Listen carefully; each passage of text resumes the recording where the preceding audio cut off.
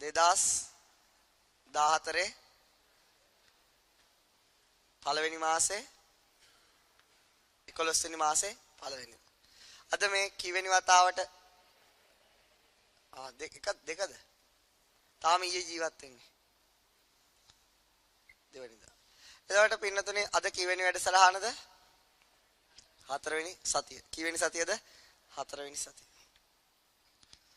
සති 4ක් ගෙවිලා ගියා. කීයක් ගෙවිලා ගියාද? සති 4ක්. පින්නතුනේ සති 4ක් ගෙවිලා මේ කොහාටද යන්නේ? දන්නවනේ. මොන කරාද? මරණය කරා. හිතන්නත් බයයි. ඒත් ඇත්ත තමයි. මරණය කරා යනවා. ජීවිතය කියන්නේ තනාග පිනිබිඳක් වගේ. ජීවිතය කියලා කියන්නේ මොකද්ද? තනාග පිනිබිඳ. තනාග පිනි හිටු දුටුසැනින් විනාශ වෙලා යනවා. ජීවිතය කියලා කියන්නේ කඩා හැලෙන දියැලක් වගේ. කඩා හැලෙන දියැලක් වේගයෙන් පල්ලෙහාට කඩාගෙන හැලෙනවා. පොඩ්ඩක් කල්පනා කරලා බලන්න අපේ අතීතය ගත්තන් පස්සේ වේගයෙන් ගෙවිලා ගිහිල්ලා නැද්ද? කොහාටද මේ කිට්ටු වෙන්නේ? හැම කෙරුම්කාරකමක්ම මරණයෙන් අවසන්. ඒ නිසා හරියට කඩා හැලෙන දියැලක් වගේම අපේ ජීවිත වේගයෙන් ගලාගෙන යනවා. කඩා හැලෙනවා. ඒ වගේම මරන්න ගෙනියන ගවයෙක් අඩියක් පාසා කොහාටද පින්නතුණ යන්නේ? මරණය කරාම අඩියක් පාසා මරණය කරා ලං වෙනවා. අනන්ත ආකාශයට ගිහිල්ලවත් මරණයෙන් ගැලවෙච්ච කෙනෙක් නැහැ. ඔය නීල් ආම්ස්ට්‍රෝන් එඩ්වින් ඕල්ඩ්රින් කෙනා ගැලවුණාද? අහස ගියා කියලා ගැලවෙන්න බෑ. එතන මහා සාගරයේ මැදට ගියත් ගැලවෙන්න බෑ. කන්දේ තියෙන ගල් ගුහාවකට ගියත් ගැලවෙන්න මේ ලෝකේ කොහේ ගියත් ගැලවෙන්න බෑ. මොකකින්ද? මරණය. මහා සම්පත් තියන අයත් අපි දන්නවා ධර්මාශෝක රජතුමා වගේ අය, ඊළඟට අපේ ලංකාවේ දුටුගැමුණු රජතුමා වගේ මහා බලයක් තියෙන මේ ලෝකේ රජවරු සිටවරු ඇමතිවරු මොකද වෙන්නේ? මරණයෙන්ම ජීවිතය අවසන් කරා. අල්ප සම්පත් තියන අයත් මරණයෙන් ජීවිතය අවසන් කළා. රහතන් වහන්සේලා පිරිනුවම් පෑමෙන් ජීවිතය අවසන් කරා. එහෙමනම් පින්නතුනි මහා සම්පatti සම්පත්තා යථාසත්තා මතායිද තතහම් මරිස්සාමි මරණම් මම හෙස්සති. එයාත් මරුණා මගේ මරණය ගැන කවර කතාවද? වසරක් පාසා අපේ ජීවිත ගෙවිලා යනවා. මාසයක් පාසා අපේ ජීවිත ගෙවිලා යනවා. සතියක් පාසා අපේ ජීවිත ගෙවිලා යනවා. දිනයක් පාසා අපේ ජීවිත ගෙවිලා යනවා. පැයක් පාසා අපේ ජීවිත ගෙවිලා යනවා. මිනිත්තුවක් පාසා අපේ ජීවිත ගෙවිලා යනවා. තප්පරයක් පාසා අපේ ජීවිත ගෙවිලා යනවා. ඒ වගේම ක්ෂණයක් පාසා අපේ ජීවිත ගෙවිලා යනවා. ඇහිපිල්ලමක් පාසා අපේ ජීවිත ගෙවිලා යනවා. අඩියක් පාසා අපේ ජීවිත ගෙවිලා යනවා. සිතක් පාසා අපේ ජීවිත ගෙවිලා යනවා. කොහාටද? මරණය කරා. මරණය කරා යන ගමනේදී පින්නතේ හමු වෙච්ච 4 වෙනි සතිය තමයි මේ. අපි හමු වුණාට අපිටත් තොර අපිටත් නොදින අපේ ජීවිත කොහාටද ඇදෙන්නේ? මරණයට ලං වෙමින් තියෙනවා. මොකටද ලං වෙමින් තියෙන්නේ? මරණයට ලං වෙමින්. අන්න ඒ වගේ යන ජීවිතයකදී හමු වෙච්ච දවසක්. ඊළාට පින්නතේ අපි මේ ඉගෙන ගන්න ධර්මයට මොන ධර්මය කියලාද කියන්නේ? මොන ධර්මයේද? විශ්ව සත්‍යතා ඉගෙන ගන්නවා කියලා. මොනව ඉගෙන ගන්නවා කියලා කියන්නේ? විශ්ව සත්‍යතා ඉගෙන ගන්නවා කියලා. ඊළාට පින්නතුනේ නැත්තම් කියන ඒකාන්ත ඇත්ත ඉගෙන ගන්නවා කියලා. මොනව ඉගෙන ගන්නවා කියලායි? ඒකාන්ත ඇත්ත ඉගෙන ගන්නවා කියලා. මොකක් ඉගෙන ගන්නවා කියලා පින්නතුනේ? ඒකාන්ත ඇත්ත ඉගෙන ගන්නවා කියලාත් කියනවා. ඊළඟ දේ තමයි පින්නතුනේ මෙන්න මේ ධර්මයේ තමයි අපි පළවෙනි සතිය ඉගෙන ගත්ත ඒකාන්ත ඇත්තට මොනවද? පඨවි, ආපෝ, තේජෝ, වායෝ, වර්ණ, ගන්ධ, රස, ඕජා. මෙන්න මෙහෙම ධර්මතා 8ක් තියෙනවායි. මෙයාට එකතු වෙච්ච තැනට මොකද්ද කිව්වේ? සුද්ධාෂ්ටකය. මොකද්ද කිව්වේ පින්නතුනේ? සුද්ධාෂ්ටකය. මේක අපිට හෙන් දකින්න පුළුවන් කමක් නැහැ. සුද්ධාෂ්ටකය කියලා කිව්වේ. එතකොට පින්නතුනේ මෙන්න මේ සුද්ධාෂ්ටකයේ තුල තියෙනවා ධර්මතා 8ක්, සත්‍යතා 8ක්. මොනවද? පඨවි, ආපෝ, තේජෝ, වායෝ, වර්ණ, ගන්ධ, රස, ඕජා. ඔය 8 දෙනා තියෙනවායි කියලා. ඕකනේ කිව්වේ ඉතිහාසයත් එක්ක. එතකොට පින්නතුනේ මෙන්න මේ සුද්ධාෂ්ටක ඊළඟ සතියේ කිව්වා මෙන්න මේ සුද්ධාෂ්ටක එකට ලං වීමෙන් තමයි මේ ලෝකෙ මෙච්චර විශාල වස්තු පේන්න තියෙන්නේ. මොකද්ද කිව්වේ? මේ සුද්ධාෂ්ටක එකට ලං වීමෙන් තමයි මේ විශාල වස්තු මෙහෙම පේන්න තියෙන්නේ. ඒ වගේම පින්නතුනි මෙන්න මේ සුද්ධාෂ්ටක දෙකක් කවදාවත් ලං වෙන්නේ නැහැ, එකතු වෙන්නේ නැහැ. මොන ධාතුවෙන්ද වෙන් වෙලා තියෙන්නේ? අවකාශ ධාතුවේ. මොන ධාතුවෙන්ද?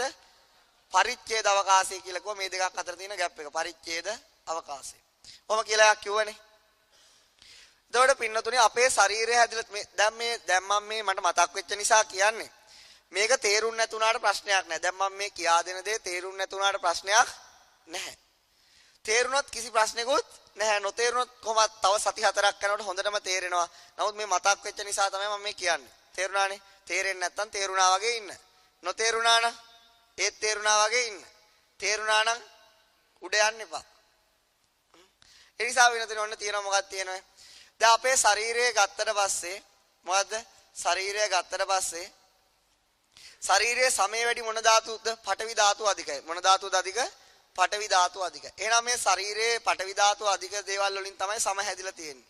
කෙස් හැදිලා තියෙන්නේ. ඊට පස්සේ ලොම් හැදිලා තියෙන්නේ. නියපොතු ඒවත් හැදිලා තියෙන්නේ නේ. එහෙම තමයි හැදිලා තියෙන්නේ. ඊළාට පින්නතුනේ මෙන්න මේ ශරීරය ගත්තට පස්සේ ලේ වල මොන ධාතුවද අධික? ආපෝ ධාතුව අධිකයි. ඒත් සුද්ධාෂ්ටක ගොඩක්. මේ අපි හුස්ම ගන්න හුලගේ මොන ධාතුවද අධික? වායෝ ධාතුව අධික. ඒ සුද්ධාෂ්ටක ගොඩක්. එතකොට අපි බඩේ ආහාර පැසවෙන උෂ්ණත්වයේ මොන ධාතුවද අධික? තේජෝ ධාතුව. ඒත් සුද්ධාෂ්ටක ගොඩක්. එහෙනම් මේ ශරීරයම කියලා කියන්නේ මොන ගොඩක්ද? සුද්ධාෂ්ටක ගොඩක්. මොන ගොඩක්ද? සුද්ධා. එතකොට පින්නතුනේ මේ පඨවි ආපෝ තේජෝ වායෝ වර්ණගන්ධ රස ඕජා උපදින්නේ මොන ධාතුවේද? අවකාශ ධාතුවේ. මොන ධාතුවේද උපදින්නේ? අවකාශ ධාතුවේ. අවකාශය කියලා කියන්නේ හිස්ස භාවයක්. කිසිවක් නැද්ද? දැන් අපි දැන් මේ වාඩි වෙලා ඉන්නේ මොන ධාතු උදව් කරගෙන? අවකාශ ධාතුවේ තමයි අපි ඉඩක් අරගෙන තියෙන්නේ. තේරුණානේ? දැන් මේ මයික් එක මොකද ඉඩක් කරන් තියෙන්නේ? අවකාශ ධාතුවේ. දැන් මේ චෝක්කුර ඉඩ අරගෙන තියෙන මොන ධාතුවේද? අවකාශයෙන් තමයි මේව ඉඩ අරගෙන තියෙන්නේ. මං කියන්නේ තේරුණානේ පින්නද? දැන් මේ පින්නතුන් දිහා හරියට අරමුණු කරලා බැලුවොත් මේ අවකාශ ධාතුවේ තනින් තන කේක් ගෙඩි වගේ තියලා තියෙනවා. ඒ වගේ මෙහෙම අවකාශ ධාතුවේ තමයි මේ ඉන්නේ. ඒ වගේ තමයි අපේ රූපේ දැන් තියෙන අවකාශ ධාතුවේ තමයි මේ තියෙන්නේ. තේරෙනවද? මේ අම්මට තේරෙනවද? අක්ක තේරෙනවද? කොහෙවත් යන්න එපා. හරිද? කොහෙද තියෙන්නේ? අවකාශ ධාතුවේ. යනවනම් මාත් එක්කගෙනම යන්න. හරිද? අවකාශ ධාතුවේ. එතකොට මේ අපේ මේ ශරීරයේ කූඩුව තියෙන්නේ කොහෙද? මේ අවකාශ ධාතු හිස්ස භාගය. අවකාශය කියන්නේ මොකද්ද? පඨවි, ආපෝ, තේජෝ, වායෝ, වර්ණගන්ධ රස ඕජා නැති තැන. හිස් තැන. මොකද්ද එතන කියන්නේ? හිස්ම හිස්. කිසිවක් නැහැ. ඒකට තමයි අවකාශය කියලා කියන්නේ. එතකොට මේ අවකාශ ධාතුව තුල නේද අපි ඇවිදින්නේ යන්නේ කන්න බොන්නේ. අවකාශයක් නැති වුණා නම් අපිට උපදින්න තැන නැහැ. එහෙනම් මේ විශාල මේ විශ්වයේ තියෙන මොකද අවකාශයක් තියෙන්නේ. මොකද තියෙන්නේ? අවකාශ. මේ පෘථිවිය වුණත් තියෙන අවකාශ ධාතුවේ. අපේ ඉන්න මේ පොය ගහපු මේ පෘථිවිය තියෙන්නේ මොකද? අවකාශ ධාතුවේ තමයි තියෙන්නේ. එතකොට අපේ මේ ශරීරය ගත්තම මේ අවකාශ ධාතුවේ තමයි මේ උපදමින් නිරුද්ධ වෙමින් තියෙන්නේ. එතකොට මේ එක සුද්ධාෂ්ටකයක ආවසකේ චිත්තක්ෂණ 17යි. කීයද ආවස? චිත්තක්ෂණ 17යි පින්නතුනි. දැන් අයිපිය ගහන වෙලාවකට 58 ගුණ කිරීම කෝටි 100ක් මේගොල්ලෝ උපදිලා නිරුද්ධ වෙනවා. නේ 10 9ක් නේ. දල වශයෙන්. එතකොට මේ වගේ ප්‍රමාණයක් තමයි මේ ශරීරයේ අවකාශයේ උපදිමින් නිරුද්ධ වෙමින් මේ තියෙන්නේ මේ වෙලාව අපි හැම දෙනාගේම. එතකොට පින්නත මේ සුද්ධාෂ්ටක දෙයක් කිසි දිනක මොකද වෙන්නේ? ලං වෙන්නේ නැහැ. එකතු වෙන්නේ නැහැ. ඒකත් අවකාශ ධාතුවෙන් වෙන් කරගෙන ඉන්නවා. මොන ධාතුවෙන්ද වෙන් කරගෙන ඉන්නේ? අවකාශ ධාතුවෙම මේ දෙකන වෙන් වෙලා තියෙනවා. කිසිවකට කවදාවත් එකතු වෙන්නේ ලං වෙන්නේ එකතු වෙන්නේ නැහැ. එතකොට පින්නතුනේ මෙන්න මේ දිහා හරියට බැලුවොත් මොකද්ද? දැන් ඊළඟට ගමු හාල් ඇටයක් ගමු. මොන ඇටයක්ද හාල් ඇටයක්? ගෙවල් වල තියෙනනේ පින්නතුනේ මේවා හාල්. තියෙනවද හාල්? බාස්මති සම්බත් ඒවා ඔක්කොම තියෙනවා. නිවුඩු. දැන් මේ හාල් කිලෝ එකක් විතර අරගෙන යම් භාජනයකට දාලා පින්නතුනේ මේ හාල්ලට වතුර දාලා පැය 3ක් විතර ගියාට පස්සේ මේ හාල් මොකද වෙලා තියෙන්නේ? පෙඟිලා. මොනවද වෙලා තියෙන්නේ? පෙඟිලා තියෙන. හාල් ඇතුළත වතුර ඇදිලා, වැද්දිලා. හාල්ලට හැදිලා තියෙන්නේ මොකකින්ද? හාල්ලට හැදිලා තියෙන්නේ මොකන්ද? සුද්ධාෂ්ටක වලින්. මොකකින්ද හැදිලා තියෙන්නේ? එහෙනම් මේ හාල්ලටේ තියෙන්නේ මොන ධාතුවේද? අවකාශ ධාතුවේ. එහෙනම් මේ අතර තියෙන සුද්ධාෂ්ටකයට කාටවත් බලපෑමක් කරන්න. හැබැයි එන වතුරේ හාල්ලටේ ඇත්තට රිංගුවා කියන්නේ මොන ධාතුවේද? අර වතුර ඉපදිලා තියෙන්නේ. අර හාල්ලටේ අස තියෙන අවකාශ ධාතුවට තමයි වතුර ගියේ.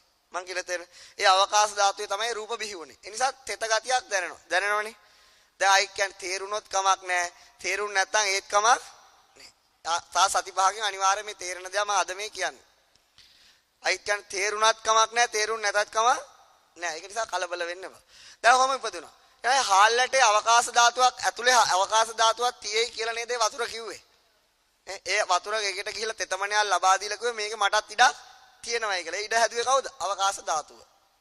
ඉතින් ඒ වගේ පින්නතුනේ දැන් හාල්ලටේ දිහා විශාල කරන උපකරණයකින් බැලුවොත් හාල්ලටේ කියන්නේ මොකද්ද? තනිකරම සිදුරු ගොඩක්. මොන ගොඩක්ද? සිදුරු ගොඩක්. යම් කිසි උපකරණයක් අරගෙන විශාල කරන උපකරණයකින් මේ හාල්ලටේ දිහා බැලුවොත් මොකද්ද පේන්න ඕන? එහෙම මෙහෙන් ඩොට් අස්සේ තියෙනව මොනවද? සිදුරු ගොඩක්. නමුත් අපිට ඒක පේනවද? පේන්නේ නැහැ. එහෙම පේන්නේ. ඇත්තම බැලුවොත් එහෙමනේ පේන්න ඕන. හරියට මීවදේ අධ්‍යාහ බැලුවම මීවදේ තියෙන මොනවද? සිදුරු ගොඩක්. එහෙනම් අපේ ඇඟ කියන්නේ දැන් හාල්ලටේට වෙච්ච දෙන්නේ ඇඟත් කියන්නේ සුද්දාස්ත ගොඩන්නේ. එහෙනම් මේක විශාල කරන උපකරණයකින් බැලුවොත් මොකද පේන්න ඕන? ස්ථානිකරම සිදුරු ගොඩක්. හරියට මීවදයක් වගේ. මොකක් වගේද? ඇත්තට භාවනා ප්‍රඥාවෙන් මේ වගේ අවස්ථාවක් දැක්කනම් කවදාවත් මේ ශරීරයට ඇලෙන්නේ නැහැ. දැන් අපේ ඇඟෙන් අතේ නියපොත්තක් හරි ඇඟිල්ලක් හරි කවුරු හරි කැපුණ නඩුවක් දානවද නැද්ද? දානවා. හාමුදුරුවෝ මොන අභිධර්මයේ කිව්වත් දාන්නම වෙනවා. නමුත් පින්නතුනි සිදුරු ගොඩක් අස්සේ තියෙන පුංචි දැන් ධාතුවකට කවුරු හරි මොනවා හරි කරන නඩුවක් දායිද? දැන් නිකන් ඇඟේ නියපොතු කෑල්ලක් කවුරු හරි ගෙදර අරන් ගියා කියලා නඩුවක් දානවද? දාන්නේ අවුලක්. ඒ මොකක් අවුලක් නැත්තේ? ඒක ඒ විදියට අපි දැක්කොත් අපි මේ ශරීරයට ඇලෙන්නේ නැහැ. එහෙනම් අපිට ඔන්න ඔය ආකාරයේ ස්වභාවයෙන් අපේ ශරීරය වහලා තියෙන්නේ. ඇත්ත ඕක තමයි. ඇත්ත මේක සිදුරු කොට දැන් අර විද්‍යාඥයෝ මේ හැම විතා විශාල කරලා බලනකොට මොකද වෙන්නේ? ඉරිතැලිල වගේ හැම තියෙන්නේ. මොනවද තැලිල වගේ තියෙන්නේ? ඔය බලන්න නෙට් එකට කියලා බලන්න ඉරිතැලිච්ච වගේ හැම පේන්නේ. තවදුරටත් භාවනා ප්‍රඥාවෙන් බලනකොට තනිකර මේක සිදුරු ගොඩක් වෙනවා. මේ කොහොම දෙයක්. ඒක දැන් අවකාශ ධාතුවේ සිදුරු ගොඩක් එක්ක පඨවි ආපෝ තේජෝ වායු සිද්ධාස්ත්‍ර ඉපදිපති තියෙනවා. එහෙනම් අපිනෝ දැන් එකට එකක් ලං වෙලා නැහැ. එහෙනම් මේ අපි කොහොම එහාට යන්නේ මෙහාට යන්නේ? දැන් අපි යනකොට මෙහි සිදුරු ගොඩක් ඉතුරු වෙන්න එපායි. එහෙම වෙන්නේ නැහනේ. දැන් අපි යනකොට මෙහි ටිකක් ඉතුරු වෙන්න එපායි යනකොට. එහෙම වෙන්නේ නැතොට අපි හොල්මනක් වගේ වෙන්න එපා. අර හේ උපදිනවා මෙහි උපදිනවා එහෙම වෙනවද? අර වීඩියෝ පිස්සවල තියෙන අර මෙහෙම යනවා. දැන් අපි එහෙම වෙන්නේ නැහැ. අපි එකපාරට යනවා වගේ පේනවනේ. දැන් අන්තෝ ජටා බහි ජටා වගේ නේද? මං කියුව එක දැන් සති පහකින් තේරෙයි. ගණන් ගන්න එපා. එහෙම පේන්නේ හේතුවක් අද කියන්න බෑ. නමුත් මට දල අදහසක් දෙන්න පුළුවන්. ස්වභාව දහමේ තියෙන ලස්සන දර්ශනයක් මේ මීමැස්සෝ ගමන් කරනවා දැකලා තියෙද? මොන මැස්සෝද? මීමැස්සෝ මහා පොදියට යන්නේ. දැකලා තියෙනවද පින්නදනේ? මීමැස්සෝ පොකුරු යනවා දැකලා තියෙනවද? අර බඹරු පොකුරු යනවා. ස්වභාව දහම බලන්න වෙලාවක් නැද්ද? දැන් නෙට් එකට ගිහින් බලන්න මීමැස්සෝ රංචුවක් කියලා ගහුවම මෙයයි පේනවා. මේ මීමැස්සෝ කවදාවත් පින්නදුනේ එකට ඇලිලා යන්නේ නැහැ. මොකද යන්නේ නැත්තේ? ඇලිලා යන්නේ අපි එකට ගියාට ඒගොල්ලෝ වෙන් වෙලා තියෙන්නේ මොන ධාතුවෙන්ද?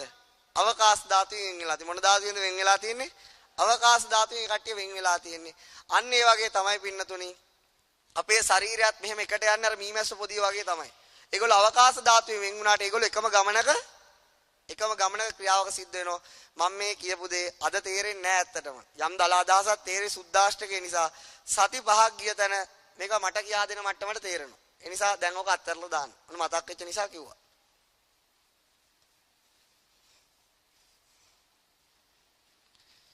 ඊළඟ දේ තමයි වෙන්නේ පළවෙනි සතිය ඔගේ. ඊළඟ සතිය ගන්නවා හිත ගැන. මොකක් ගැනද ඉගන්නුවේ? හිත ගැන. මොනවා ගැනද ඉගන්නුවේ පින්නතුනේ? හිත ගැන. හිතට පාලියෙන් කියන්නේ මොකද්ද? හිතට පාලියෙන් කියන්නේ මොකද්ද? චිත්තය, ඊළඟට විඥාණය, ඊළඟට මන. ඔය වගේ අදහස් තමයි තියෙන්නේ මුල් නම් තුන. ඒ මොන භාෂාවෙන් කිව්වත් අපේ භාෂාවෙන් කියන්නේ මොකද්ද? හිත කියලා. ඉංග්‍රීසි භාෂාවෙන් කියන්නේ මයින්ඩ් කියලා. ඔහොම කියලා කියනවා. ඔහොම තියෙනවා. මෙන්න මේ හිත කියන එකේ ආවස කීයද චිත්තක්ෂණ? ආවස කීයද පින්නතුනේ? චිත්තක්ෂණ එකයි. අයිපිය ගහන වෙලාවට ලක්ෂ කෝටි වාරයක් මේගොල්ලෝ උපදිලා නිරුද්ධ වෙනවා. ලක්ෂ කෝටි වාරයක්. චිත්තක්ෂණ එකයි. එතකොට පින්නතෝ ඕක ඊළඟ සතිය ගන්නවා. ඊළඟට කිව්ව චක්කු විඥානය කියලා තියෙනවා. සෝත විඥානය කියලා තියෙනවා. ගාන විඥානය කියලා තියෙනවා. ජීවා විඥානය. ඒ වගේ ගොඩක් සිත් තියෙනවනේ. ඇයි ඒකට හිතට එහෙම නමක් දීලා තියෙන්නේ? එයාගේ හැසිරීම හා එයා උපදින භූමිය අනුව නම දීලා තියෙන්නේ මොකක් අනුවද? එයාගේ හැසිරීම උදාහරණයකට කිව්වොත් දිස්නක්කා. දිස්නක්කා ගමේ ඉන්නකොට මොන දිස්නද? ගමේ දිස්නක්. ලන්ඩන් ගියාම මොන දිස්නද? ලන්ඩන් දිස්නක්. සෞදි ගියාම සෞදි. අන්න බලන්න එයාව තේරුම් ගන්න අපි දාලා ගත්තා මොකද්ද? ඉන්න භූමිය. දිස්නක් ඉන්න තැන අනුව එයාව තේරුම් ගන්න පහසු වුණා. ඒ වගේම තමයි ලෞතුරා බුදුරජාණන් වහන්සේ මෙයා උපදින භූමිය අනුවත් මෙයාගේ නම වෙනස් කරනවා. ඒ වගේම මෙයාගේ ක්‍රියාව අනුවත් මෙයාගේ නම වෙනස් කරනවා. අපි ගිය සතියේ තුන්වෙනි සතියේ කියලා දුන්නා මොකද්ද? ඇහැ කන නාසය දිව ශරීරය ගැන. ඇහි හිත උපදින භූමියට මොකද්ද කිව්වේ? ඇහි හිත උපදින භූමිය මොකද්ද? චක්කු දසක කලාපය. මොකද්ද කියලා කිව්වේ? චක්කු දසක කලාපය. චක්කු දසක කලාපය කියන එකේ තේරුම තමයි ඇහි හිතට උපදින්න හදන භූමිය. ධර්මතා කීයක් තියෙනවද? විශ්ව සත්‍යතා 10ක් එකතු වෙච්ච තැන. කීයක් එකතු වෙච්ච තැනක්ද? 10ක් එකට ඉන්න තැන. මෙන්න මෙතන මේ ඇහෙන් පින්නතුනි මේ ඇහි තියෙන මේ කණ්ණාඩියේ මොකද්ද වදින්නේ? වර්ණය වදිනවා. මොකද්ද වදින්නේ? වර්ණය වදිනවා. ඊට පස්සේ දැන් මේ වර්ණය ඇවිල්ලා මෙතන මේක ඇවිල්ලා කණ්ණාඩිය මත වැටෙන ඡායාව. මොකද්ද වැටෙන ඡායාව අල්ලගන්නේ කවුද? සිත. මොකද්ද ඒක දැනගන්නේ? හිත. ඒක ඇහි උපදින නිසා මොන හිතයි කියලාද කිව්වේ? චක්කු විඥානය කියලා කිව්වා. මොකක් කියලාද පින්නතුනේ කිව්වේ? චක්කු විඥාන. එහෙනම් පින්නත හිත ඇහි උපදිනේ නැත්නම් කවදාවත් වර්ණය දැක ගන්න පුළුවන්ද?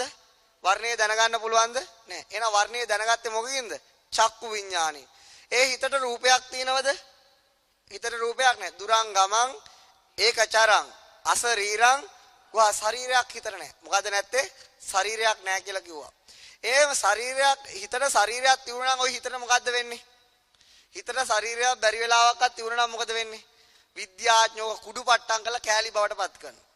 වෙලාවට ඔකට ශරීරයක් බලන්න අර තියෙන දැන් ගැඩොල් වලට ওই කාබනික ඒවට ශරීරයක් තියෙනවා. කඩලා දාගෙන යනවනේ. නමුත් හිතට කවදාවත් එහෙම ලං වෙන්නවත් පුළුවන් කමක් නැහැ. ඒයි එයාට ශරීරයක් නැති නිසා. ඒක බුදුවරුන්ගේ පරාසයක් හිත කියන්නේ. ඊළාට පින්නතුනේ ඊළාට කව කණේ ධර්මතා 10ක් තියෙන තැන මොකක් කියලාද කිව්වේ? සෝත දසක කලාපය. මොන දසක කලාපේ? සෝත දසක කලාපය. සෝත දසක කලාපෙන් අල්ලගන්නේ මොකක්ද? සුද්ධාෂ්ටක පින්ඩ දෙකක් ඝට්ටනේදී ඇති වෙන මොකද්ද? ශබ්දය. ශබ්දය දැනගන්න හිතට කිව්ව මොකද්ද? සෝත විඥානය කියලා කිව්ව නේද? ඊළඟ නහයේ ධර්මතා 10ක් තියෙන තැන මොකද්ද කිව්වේ? ගාන දසක කලාපය. දිවේ ධර්මතා 10ක් තියෙන තැන ජීවා දසක කලාපය. කය ධර්මතා 10ක් තියෙන තැන කාය දසක කලාපය. කොහොම කිව්වා? ඇහි උපදින සිතට කිව්ව මොකක් කියලාද? චක්කු විඥානය කියලා. කනේ උපදින සිතට මොකක් කියලාද කිව්වේ පින්නතුනි? සෝත විඥානය. නහයේ උපදින සිතට මොකද්ද කිව්වේ? ගාන විඥානය. කයේ උපදින සිතට කිව්වේ කාය විඥානය. කාය විඥාණයෙන් දැනගන්නේ මොකද්ද? කාය විඥාණයෙන් දැනගන්නේ මොකද්ද? ස්පර්ශය කියන්නේ.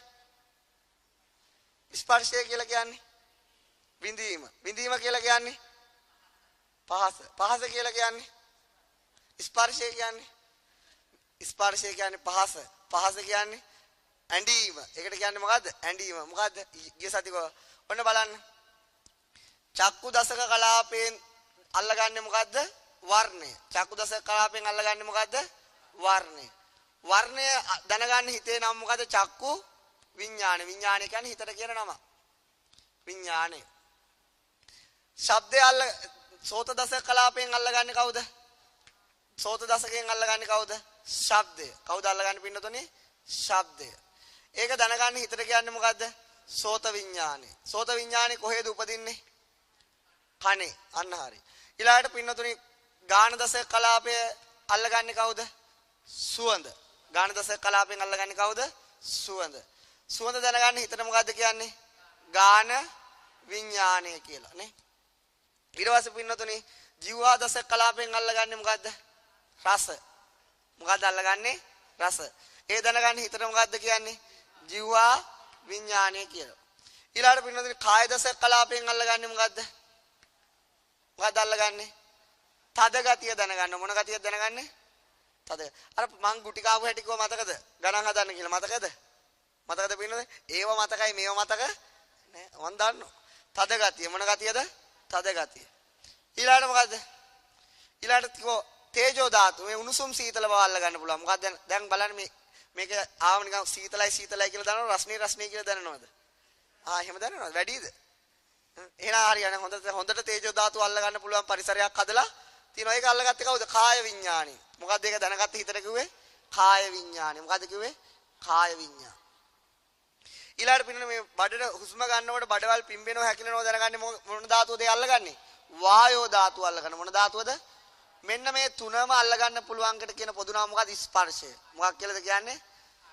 ස්පර්ශය. ස්පර්ශය කියන එක දැනගන්නේ මොන විඥාණයෙන්ද? කාය විඥානි. මොන විඥාණයෙන්ද? කාය විඥානි.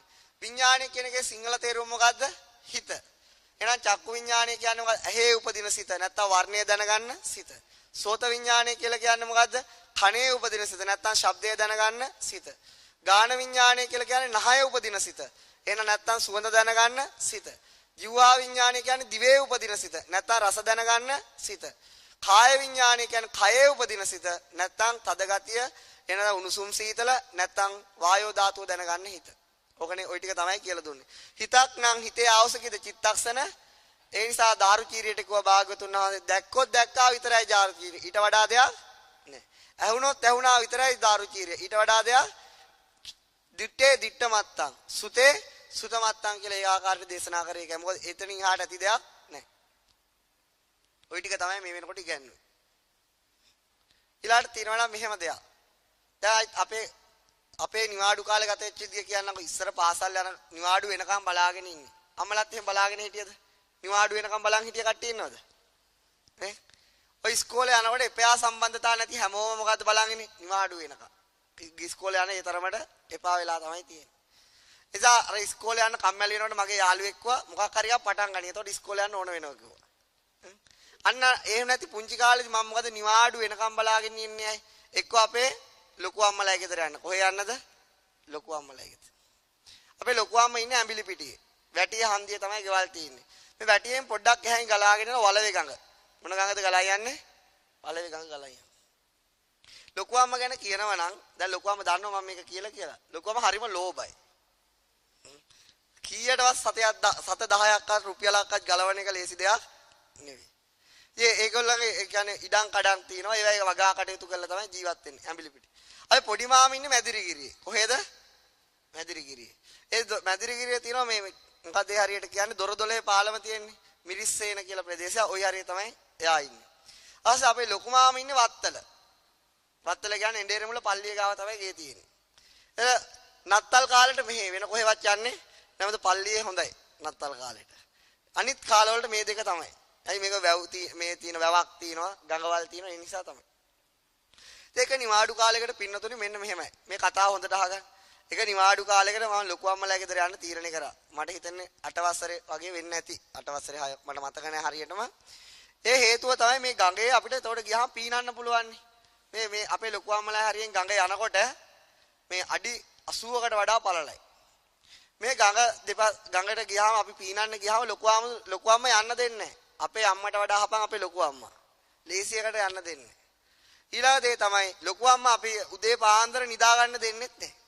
මොකද නැගිට්ටල ඉවරලා කියනවා මොකක් හරි කම්මැලිකමට බැනලා ඉවර වෙලා කියනවා අයියලා යනවා වගා කරන්න. මටත් යන්නලු ගිහිල්ලා ඒකට පෝර දාන්න. ඊට පස්සේ මොකද වෙන්නේ? අර ඉඩමකට ගියාම පෝර ටිකක් අතර දෙනවා. කුරේට අරම මේවා පෝර තියෙනවා. කේල් ගස් වලට දාන්නලු. මං කරන්නේ එකම කේල් ගහකට ඔක්කොම විතර දානවා වටපිට බලලි ඉවර. ඒතර කේල් ගස් වලට සර නැහැ. අර කියලා අබ සරනම තමයි ඉතින්. කුරේට එක ගහකට දැම්මට පස්සේ. ඉතින් හවස් වෙලාවට ටිකක් නාන්න යන්න දෙනවා. ওই වෙලාවට ওই ගමේ හිතවත් වෙලා හිටිය 7-8 දෙනෙක් හිටියා. ඒ කට්ටියත් එනවා ඔය සෙල්ලම් කරන්. මේ ගම් දෙපස තියෙන ගංගුරු දෙපස තියෙන විශාල කුඹුක් ගස් මොනවද තියෙන්නේ? විශාල කුඹුක් ගස් තියෙනවා පින්නතුනේ. මේ කුඹුක් ගස් වල කොළ පොඩිනේ දැකලා තියෙනවනේ. මේ කුඹුක් ගස් වල කොළ මේව ජලයට වැටෙනවා. විශාල ගංගාවල්නේ. මේව ජලයට වැටෙනවා. ජලයට වැටිලා පින්නතුනේ මේ ගඟ මැදට වැටෙන කොළ මෙහෙම ජලයත් එක්ක ගහගෙන යනවා. මොකද්ද කරන්නේ? ජලයත් එක්ක ගහගෙන යනවා. ගම් යූරට වැටෙන කොළ තියෙනනේ. ගඟ මැදට වඩා ගම් යූරේ ජලය හිමින් පල්ලෙහාට ගලන්නේ. අනිත් එක තමයි මේ ජලය දිහා බැලුවොත් මෙන්න මේ උඩ පහළ යනවා වගේ පේනව නේද? ජලය නිකන් මේ පහත් වෙවි උස්ස වී යනවා වගේ. එහෙම දෙයක්ත් තියෙනවා. මේ ගඟ අයිනට වැටෙන කුඹේ ගඟේ මේ දිය මතට වැටෙන කුඹුක් වල පින්නතුනේ බොහෝ වෙලාවක් යනතුරු වතුරත් එක්ක පල්ලෙහාට යන්නේ නැහැ. මොකද්ද වෙන්නේ? වතුරත් එක්ක පල්ලෙහාට උඩ පහත් වෙවි එතනම තියෙනවා. වතුර මෙහෙම පල්ලෙහාන් යනවා. නමුත් කුඹුක් වල උඩ පහත් වෙවි තියෙනවා. දැකලා තියෙනවද මන් දන්නේ නැහැ. එහෙම සිද්ධියක් ඔය තියෙනවා. ඊට පස්සේ මොකද මොහොම දේවලුත් දකින්න පුළුවන් ওই වගේ ගංගුරකට ගියාම. ඊපස්සේ ඒ ගමේ අය කිව්වා මේක ගෙම්බෝ පන්නමුද කියලා. මොකද්ද කිව්වේ? ගෙම්බෝ පන්නලා තියෙනවද? පැතලි ගල් අරගෙන වතුරට ගැහුවා මෙහෙම උඩින් මෙහෙම ජම්ප් වෙවි යනවා. ඊට පස්සේ මේගොල්ලෝ පැතලි ගල් අරගෙන ගහනවා මෙහා ගංගුරට විතර මෙහෙම ඇදේට ගහන්නේ මෙහෙම යනවා. මං කල්පනා කරා මම ගෙම්බේ පන්නන්න ඕනේ කියලා. හොඳම පැතලි අල්ලෙන් භාගයක් විතර සයිස් ගලක් හොයාගෙන බලාගෙන හිටියා ගහලා කොහොමද පනින්නේ? පැත්තට ගැහුවොත් හයියෙන් යනවා. ඉතින් මම අත පස්සට අරන් ගැහුවා විතරයි මෙන්න මේ හරියේ වැදුනේ සම්පූර්ණ ලේ විලක් බවට පත් වුණා. කවුද ගිහිල්ලා කිමිදෙන් අපෙත් එක ආපු ළමයි සම්පූර්ණ නහස් ඇටේ තමයි ගල මුල්ම පාර වැදුනේ. මොකද උනේ? ලේ සම්පූර්ණ ළමයි ගිහිල්ලා ඇදලා ගත්ත මේ නහයින් කෑල්ලක් ගිහිල්ලා තුන උඩට එනකොට. දැන් මට මොකද හිතුනේ? හිරේ යන්න වෙයිද දන්නේ මොනවා අපේ ලොකු අම්ම කියයිද දන්නේ. මං ඊට පස්සේ අර ළමයි එහෙම ඇද ගෙදර අරගෙන ගියා. ඉතින් දැන් අපේ එතන ගඟේ ඉඳලා මීටර 800ක් විතර තමයි ලොකු අම්මලා ගෙදර තියෙන්නේ. මං දුවලා ගිහිල්ලා අපේ ලොකු අම්ම සල්ලි හංගන්නේ මොකක්කටද දන්න මෙට්ටේ ඇස්සේ තමයි සල්ලි දාලා තියෙන්නේ. මම ටක් ගාලා සිප් එක හරිය කාමරේට ගිහලා රුපියල් 2000ක් 3000ක් ඒ කාලේ විතර මට විතර ටක් ගාලා ඇදලා ගත්තා. සල්ලි තියෙනවා. ටක් ගාලා කලිසමක් දාගෙන වැටිය හන්දියට ආවා. වැටිය හන්දියේම බස් නැහැ. මට දැන් පපුව ගැහෙනවා ඉවරයක් නැහැ. හරිද? ඊට පස්සේ ආව නෝනගමට යන බස් එක. ඕකේ එල්ලිලා නෝනගමින් බැහැලා එතන ඊපස්සේ ගෙදර එනකොට රෑ 1 විතර වෙලා. ගාල්ලට වෙන්නේ බෑ. මාතරට ඇවිල්ලා ඔහම ආවා. දවස් 4ක් විතර යනකොට අපේ ලොකු අම්ම එනවා. මම හිමීට පස්සේ පැත්තේ දොරෙන් මාරු වෙලා ගියා. රෑ නිදා ගන්න ආව පස්සේ ලොකු අම්ම කියනවා අපේ ආච්චිට මූ මෙහෙත් කෑවා. අපිටත් ඒ ගමේ ඉන්න දෙන්නේ නේ. ගාට එක එතනින් ෂේප් වුණා. දැන් ඔක අහගන්න ඊළඟට ලස්සන සිද්ධියක්. ඊළඟට පින්නතුනේ අපේ මේ ශරීරයේ තියෙන මෙන්න මේ වගේ තැනක්. මොන වගේ තැනක්ද? මේ වගේ තැනක්. ඒකට කියන්නේ මොකද්ද? හදවත. මොකද්ද කියන්නේ? හදවතක් තියෙනවා. ඒවත් තියෙනවද? ඒවත් තියෙනවද පින්නතුනේ? තියෙනවා. අත මේ වෙන පොඩි හදවතක් තියෙනවා. මෙච්චර ලොකු නෑ. මේ හදවතේ ගත්තට පස්සේ මෙහෙම කපාට රවුන්ඩ් තියෙනව නේද? ඒවා තියෙනවා. ඒවා තියෙනවනේ. අස මෙන්න මේකෙන් මොකද කරන්නේ? රුධිරය හා මෙහා යවන එක තමයි කරන්නේ නේ. මේ දෙපැත්තක් තියෙනවා. මට මතක ඉස්සර කියලා දෙනවා මේ අපිරිසුදු රුධිරය අර පේනහළු අතරද වක්ගඩු මතරද යවනවා. අනිත්‍ය පිරිසුදු රුධිරය ශරීරයට මං හිතන්නේ මම ડોක්ටර් කෙනෙක් ගැහුවා එක මිනිත්තුවට ලේ ලීටර් 25ක් විතර එහා මෙහා කරනකො. ඉතින් කොච්චර කැපැසිටි එකක් තියෙන මෝටර් එකද? ලේ ලීටර් 25ක් විතර. ඒක මිනිත්තුවකට පින්නත. ඉතින් මේ තරම් කාර්යබහුල මෝටරයක් මේක. අපේ ඇඟේම තියෙන මම හිතන්නේ ලේ ලීටර් 6ක් විතර 25ක් විතර වැඩ කරනවා කියන්නේ ලේ ලීටර් කීපාරක් මෙයා මෙතන අරගෙන එහෙම මේ රූප පරම්පරාව වලට කරනවද මේ ලේ ධාතුව මෙහෙම එහා මෙහා යන එක තමයි මේක වෙන්නේ මොන ධාතුවද ලේ ධාතුව හැදලා තියෙන මොන ධර්මතාව වලින්ද පඨවි ආපෝ තේජෝ වායෝ වර්ණ ගන්ධ රස ඕජා වලින් එහෙනම් මේ ලේ හැදලා තියෙන සුද්ධාෂ්ටක වලින් මොකකින්ද හැදලා තියෙන්නේ ආපෝ ධාතුව අධික සුද්ධාෂ්ටක වලින් තමයි ලේ හැදලා තියෙන්නේ ආපෝ ධාතු අධිකයි. කියන්නේ පැතිරෙන ගතිය අධිකයි. ලෞතර තථාගත සම්මා සම්බුදු පියාණන් වහන්සේ සර්වඥතා ඥානය විශේෂත්වතා හොයනකොට මෙන්න මේ පිරිසුදු රුධිරය මත බුදුරජාණන් වහන්සේගේ සර්වඥතා ඥානය අරමුණු වුණා. මේ පිරිසුදු රුධිරය මත තියෙනවා පින්නතුනි ඊටාමත් කුඩා ප්‍රදේශයක කණ්ණාඩියක්. මොකද තියෙන්නේ? කණ්ණාඩියක් තියෙනවා. කණ්ණාඩියේ ගුණය තමයි ඔපය. මොකද කණ්ණාඩියේ ගුණය ඔපය. ඔපේට පාලියෙන් කියන්නේ ප්‍රසාදය කියලා. මොකක් කියලාද කියන්නේ? ප්‍රසාදය කියලා කියනවා. දැන් මේ කණ්ණාඩිය තියෙන්නේ ඇහි නෙවෙයි, කනේ නෙවෙයි, දිවේ නෙවෙයි, කයේ නෙවෙයි කොහෙද?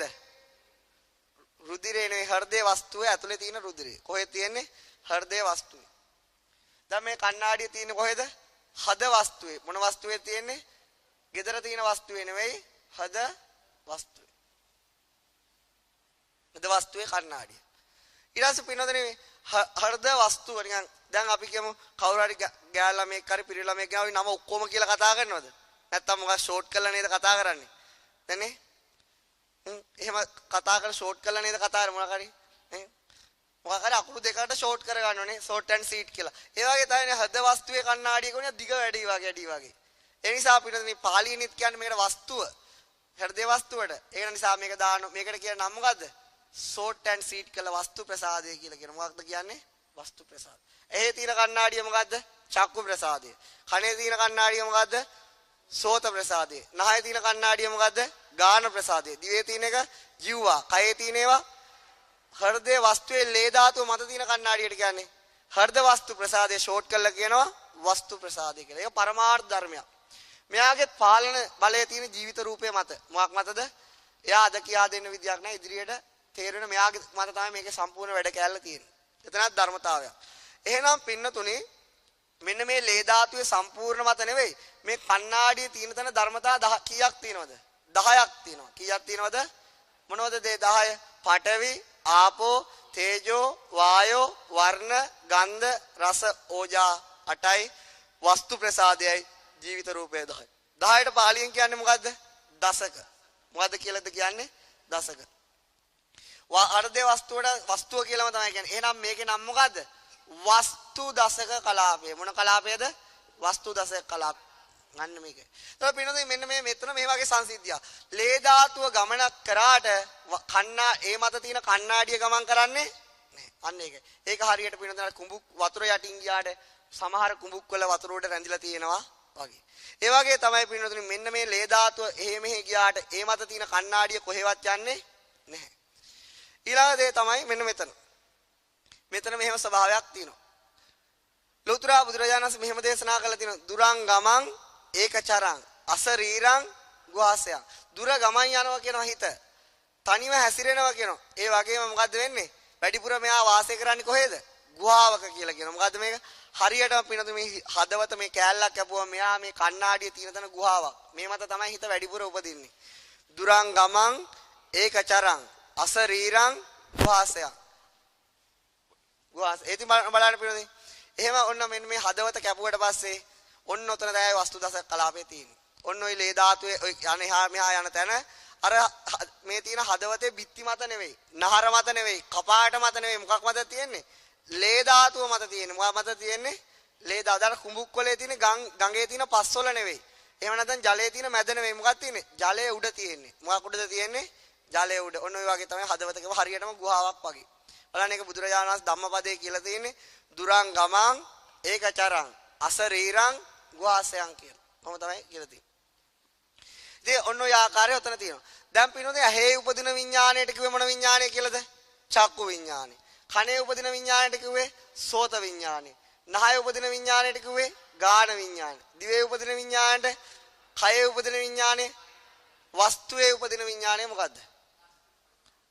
මං හිතුවා. වස්තුවේ උපදින විඥාණය මොකද්ද? වස්තු විඥාණය. එහෙම නේද කියන්නේ? එහෙම කියනවද? එහෙමනේ. මනෝ විඥාන එහෙමක් කියනවනේ. චක්කු විඥානය උපදලා දැනගන්නේ මොකද්ද? වර්ණය. සෝත විඥානය උපදලා දැනගන්නේ මොකද්ද? ශබ්දය. ගාන විඥානය උපදලා දැනගන්නේ සුවඳ. ජීවා විඥානය උපදලා දැනගන්නේ රස. කාය විඥානය දැනගන්නේ පහස. වස්තුවේ උපදින විඥානය මොකද්ද දැනගන්නේ?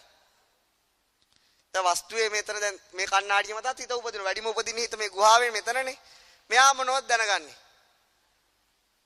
මෙයා මොනවද දැනගන්නේ?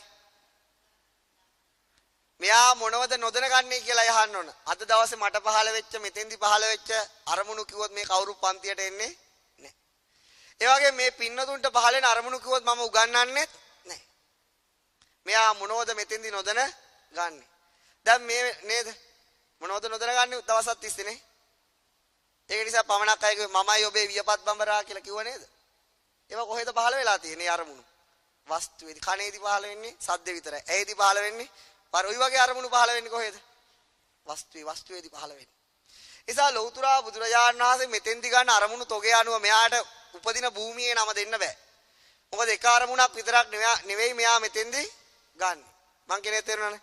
ඇහේදී ගන්න එක අරමුණයි. කනේදී ගන්න එක අරමුණයි. නහයේදී ගන්න එක අරමුණයි. නමුත් වස්තුවේදී ගන්න අරමුණු එකක් නෙවෙයි. හිතා ගන්න බැරි ගාණක් ගන්නවා. ඒ නිසා මෙතෙන්දි පහළ වෙන හිත ගැන කියන්න නැවත දිස්නක්කට හරි සිසිලට හරි වෙච්ච දේ තමයි තෝරගන්නේ. එයා කරන කාර්ය මත තමයි නම දෙන්නේ. මොකක් මතද? කාර්ය මත. උදාහරණයක් කියන්නකෝ. ඔන්න පොඩ්ඩක් බලන්න, චුට්ටක් බලන්න. පින්නතුනේ මෙන්න මේ පැහැදිලි කිරීමත් ඉස්සරහට chart එකකින් එන දෙයක්. මේක මට මේ අදා කියා ගන්න කරුණට විතරයි අදාළ වෙන්නේ. වැඩි මේ ගැන හිතන්න එපා. දැන් අපිට මේ ලොකු ශරීරයක් තියුණට අපි කොහෙද මුලින්ම ඉපදුනේ? අපේ අම්මයි බඩේ. කොහෙද ඉපදුනේ? බඩේ. අපේ අම්මයි තාත්තා එකතු වුණාම ඇති වුණා මුලින්ම කලලයක්. මොකක්ද ඇති වුනේ? කලලයක් ඇති වුණා. එහෙමනේ ඇති වුනේ.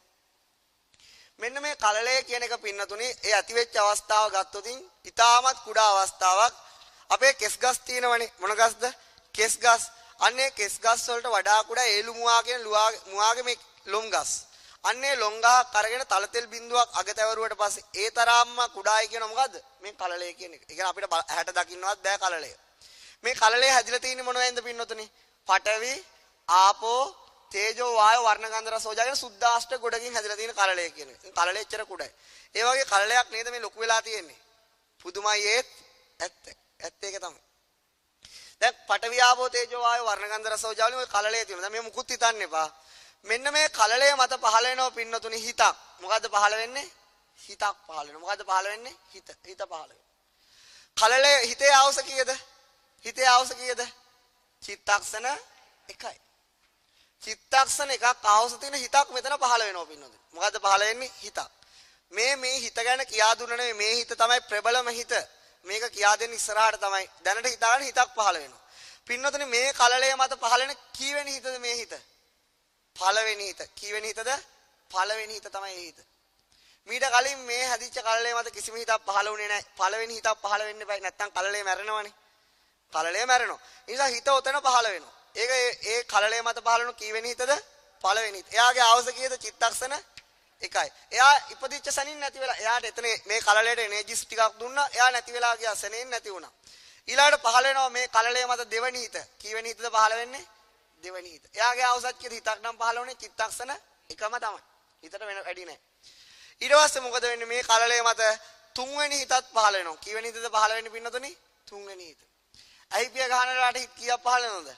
ලක්ෂ කෝටි වාරයක් හිත මේ කලලය මත පහළ වෙනවා. කීයක් පහළ වෙනවද? ලක්ෂ කෝටි වාරයක් හිත මේ කලලය මත පහළ වෙනවා. දැන් මෙන්න මෙහෙම දෙයක් නේ මෙතන තියුනේ. මෙහෙම දෙයක් තියුනේ. ඉතින් මේක ගැන ගොඩාක් දේවල් කියා දෙන්න තියෙනවා. නමුත් තාම මේකට කරුණු නැහැ. ඉවසලා ඉන්න. ඊළඟට මේ පළවෙනි හිතනේ දැන් පහළුනේ. ඒක තමයි මේ කලලය මත පහළ වෙච්ච පළවෙනි හිත. ඒ නිසා ලෞතුරා බුදුරජාණන් වහන්සේ ආ නම් කරා ප්‍රතිසන්දි හිත කියලා. මොන හිතද කියලාද කිව්වේ? ප්‍රතිසන්දි හිත. ඇයි එහෙම කිව්වේ? මේ කලලය මත පහළ වෙච්ච ෆස්ට් මයින්ඩ් පළවෙනි හිත නිසා. අන්න ප්‍රතිසන්දි හිත කිව්වේ ඒකයි. ඊළාට පින්නතුනි ප්‍රතිසන්දි හිත නිරුද්ධ වුණාට කලලය මැරුණේ නැහැ.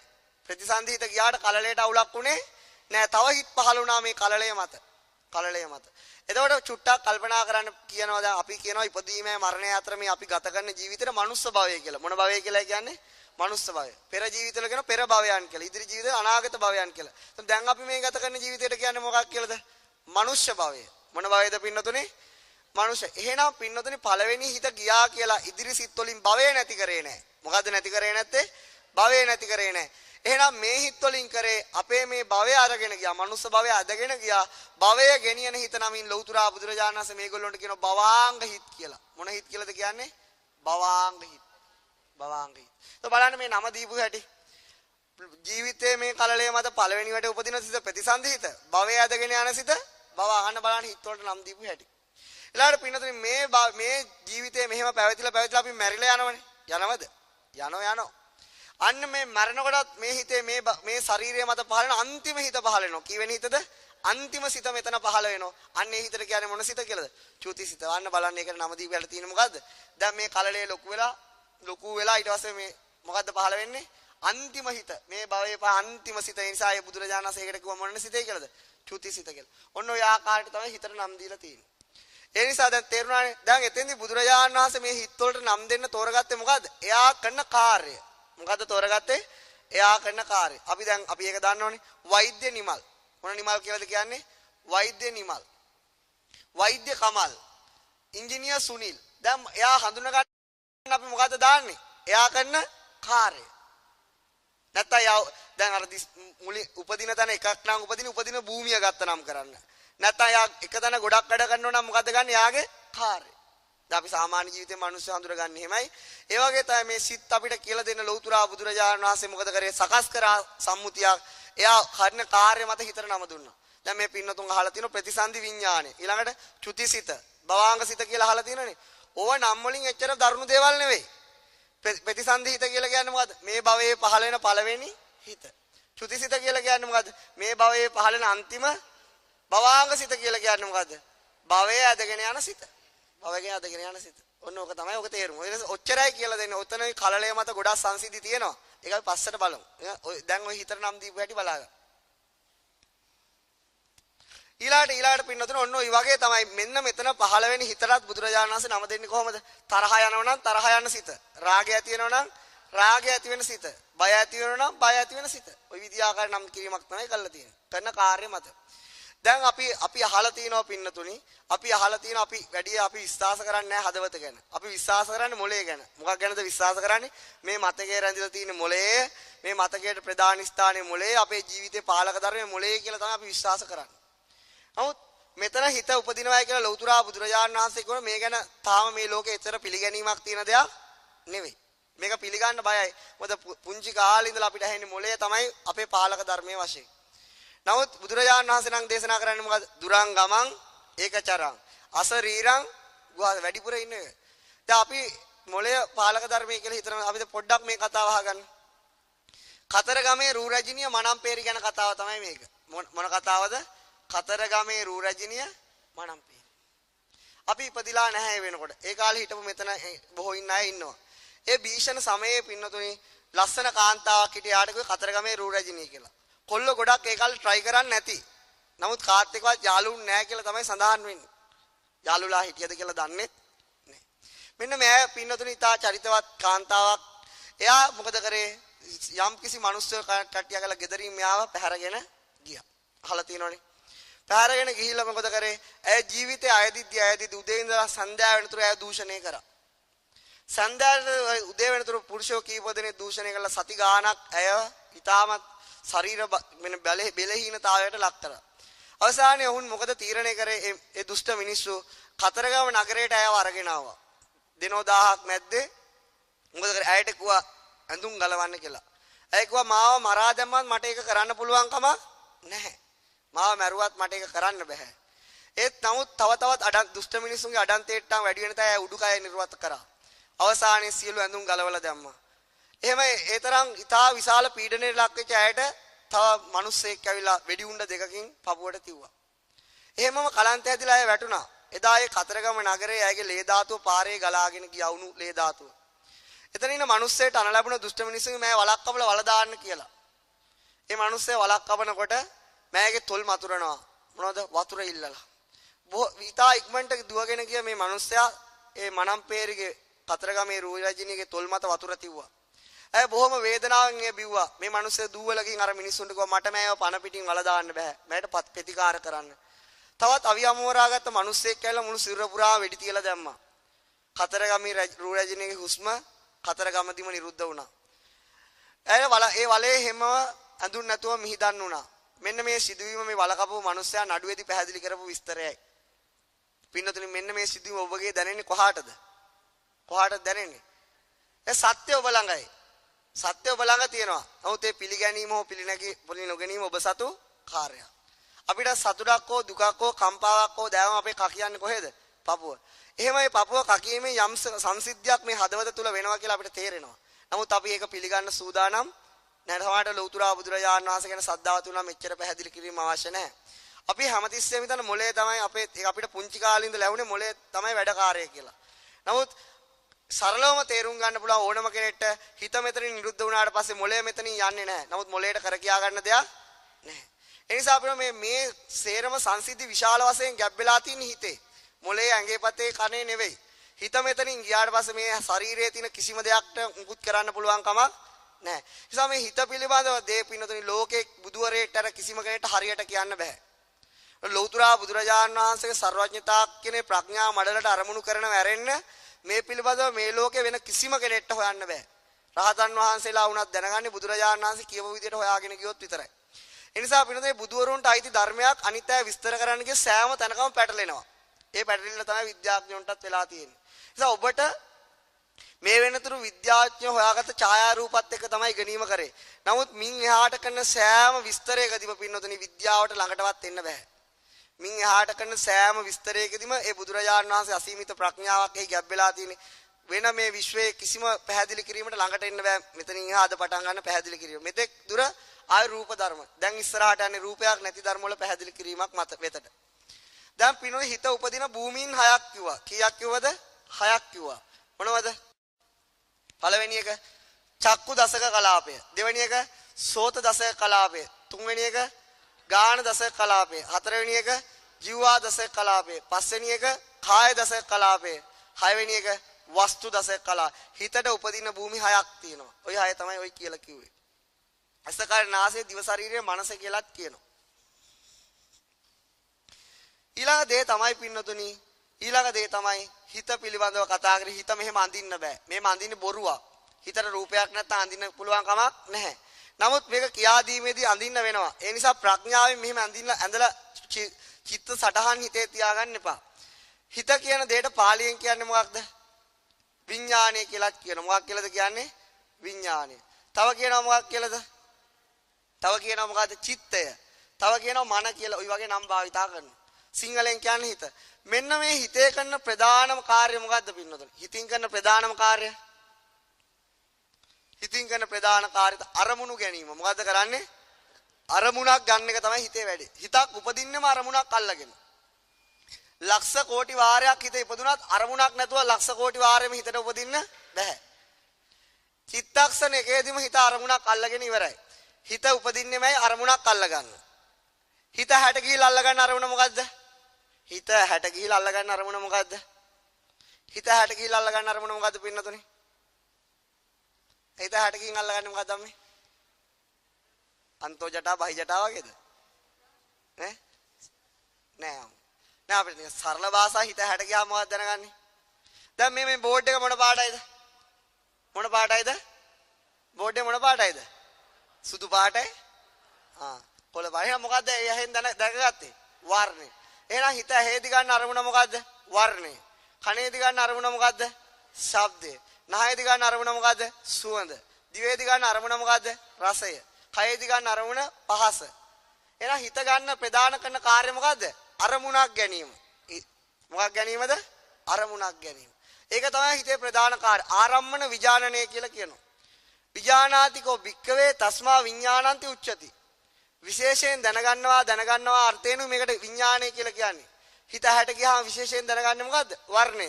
කනට ගියාම විශේෂයෙන් දැනගන්නේ මොකද්ද? ශබ්දය. නහයට ගියාම විශේෂයෙන් දැනගන්නේ මොකද්ද? සුවඳ. දිවට ගියාම විශේෂයෙන් දැනගන්නේ රස. කයට ගියාම පහස. හිතට ගියාම අරමුණු. එහෙනම් හිතේ ප්‍රධාන කාර්යය තමයි අරමුණු ගැනීම. මොකක් ගැනීමද? අරමුණු ගැනීම. තව ලස්සන සංසිද්ධියක් පැහැදිලි වුණා. පිනද එක දවසක් මේ ආනන්ද ස්වාමීන් වහන්සේ පිණ්ඩපාතේ වඩිනකොට පුදුමාකාර දර්ශනයක් දැක්කා. මොකද්ද දැක්කේ? එක්තරා හැදි මිනිස්සෙක් දන්වැල් වලින් බැඳලා. මොකකින්ද බැඳලා තියෙන්නේ? දන්වැල් වලින් බැඳලා. ඉතින් ආනන්ද හාමුදුරුවෝ බැලුවා මේ මිනිස්සෙට නම් මේ දන්වැල් අතේ පායේ ඔක්කොම දන්වැල් දාලා අර ඉරකාරේ අරගෙන යනවා රාජපුරුෂයෝ. ආනන්ද හාමුදුරන්ට හිතුණා අනේ මේ දන්වැල් කොච්චර බලවත් බන්ධනයක්ද මෙයාට මේවා කඩා ගන්න නම් එක ලේසි දෙයක් නෙමෙයි කඩන්න බෑ නේද කියලා. ඊට අපි හෑන්ඩ් කෆ්ස් දැම්මම අපිට ඒව කඩන්න බෑනේ නේ. ඒ නිසා ඒ වගේ සිතවිල්ලක් මුළු ඇඟ පුරාම දන්වැල් වෙලලා තිබුණා. ඉතින් ආනන්ද ස්වාමීන් වහන්සේ පිණ්ඩපාතේ කළ භාගතුන් වහන්සේ ගාවට ඇවිල්ලා වන්දනා කළා නම් භාගතුන් වහන්සේ පුදුම දර්ශනයක් දැක්කේ. එක්තරා මිනිස්සෙක් දන්වැල් වලින් වෙලලා. ඒ කිසිවක් කඩන්න බෑ. හරිම භයානක දන්වැල් කියලා. භාගතුන් වහන්සේ කිව්වා ඕකත් වෙලිල්ලක්ද ආනන්ද? ඕකත් බන්ධනයක්ද? මොකද්ද බන්ධනේ? අපේ ඇහෙන් බලන්නේ මොකද්ද පින්නතුනි? ඇහෙන් දැකගන්නේ මොකද්ද? වර්ණය. චක්කු විඥානය හැදලා වර්ණය. කනෙන් දැනගන්නේ මොකද්ද? ශබ්දය. නහයෙන් සුවඳ, දිවෙන් රස, කයෙන් පහ. මෙන්න මේ ශරීරය කූඩුව ඇමරිකාවට ගෙනිච්චත් ඔය ටික හදා අල්ල ගන්න පුළුවන්ද? පුළුවන්ද අල්ල ගන්න? කැනඩාවට, ඕස්ට්‍රේලියාවට ගියත් අල්ල ගන්න පුළුවන්ද? මේ ඇහෙන් වර්ණයට හදා පුළුවන් නම් බලලා පෙන්නන්න. පුළුවන්ද? පුළුවන්. නිල් පාට, කහ පාට, සුදු පාට එකතු වෙච්ච මිශ්‍ර වර්ණයක් හෝ වර්ණයෙන් බාහිර දෙයක් ඇහෙන් දකින්න පුළුවන්ද? බෑ. ඊට අපි අනාගතේ ආස කරන්නේ මොකක්ද දකින්නද? අනාගතේ ආසාව වර්ණයක් දකින්න තමයි. වෙන මොකද්ද දකින්නේ? මේ ඇහැ තියාගෙන ඉන්න මොකක්ද දකින්න? තවත් වර්ණයක් දකින්න. කනෙන් පුළුවන් මේ ලෝකෙ ගිහිලා ශබ්දය ඇර වෙන දෙයක් කනෙන් අහන්න පුළුවන්ද? කනේ පාරවල් කාලා පහස ලබන්න පුළුවන්. මං අහන්නේ ඒකනේ කනෙන් සද්දය ඇර වෙන දෙයක් අහන්න. නහයෙන් සුවඳ ඇර වෙන දෙයක් බලන්න දැනගන්න බෑ. දිවෙන් රස ඇර වෙන දෙයක් බලන්න බෑ. කයෙන් පහස ඇර වෙන දෙයක් කරන්න බෑ. මනසට අරමුණු ගැනීම ඇර වෙන දෙයක් කරන්න බෑ. ඇත්ත ඒකනේ. පුළුවන් නම් ඊට හදයක් කරලා පෙන්න. කරන්න පුළුවන්ද? බෑ. එහෙනම් ආනන්ද මේ ඕක බලවත් බන්ධනේ නෙවෙයි. මෙන්න මේ ඇහෙට වර්ණය දකින්න තියෙන ආසාව තරම් බලවත් බන්ධනයක් මට නම් පේන්නේ නැහැ ආනන්ද. මොකද්ද කියන්නේ? භාගතුන ආනන්ද අරක මොකද ඕක කඩලා දාන්න පුළුවන්. මෙන්න මේ බන්ධනය කඩන එක ලේසි දෙයක් නෙවෙයි. ඇත්තද බොරුද? අපි ඉස්සරහට කොච්චර වර්ණ දාගන්න ටාගට් තියෙනවදනේ. වර්ණ බලන්න. කොච්චර සද්දාහන්. ඔයින් එහා දෙයක් පුළුවන් ද කරන්න.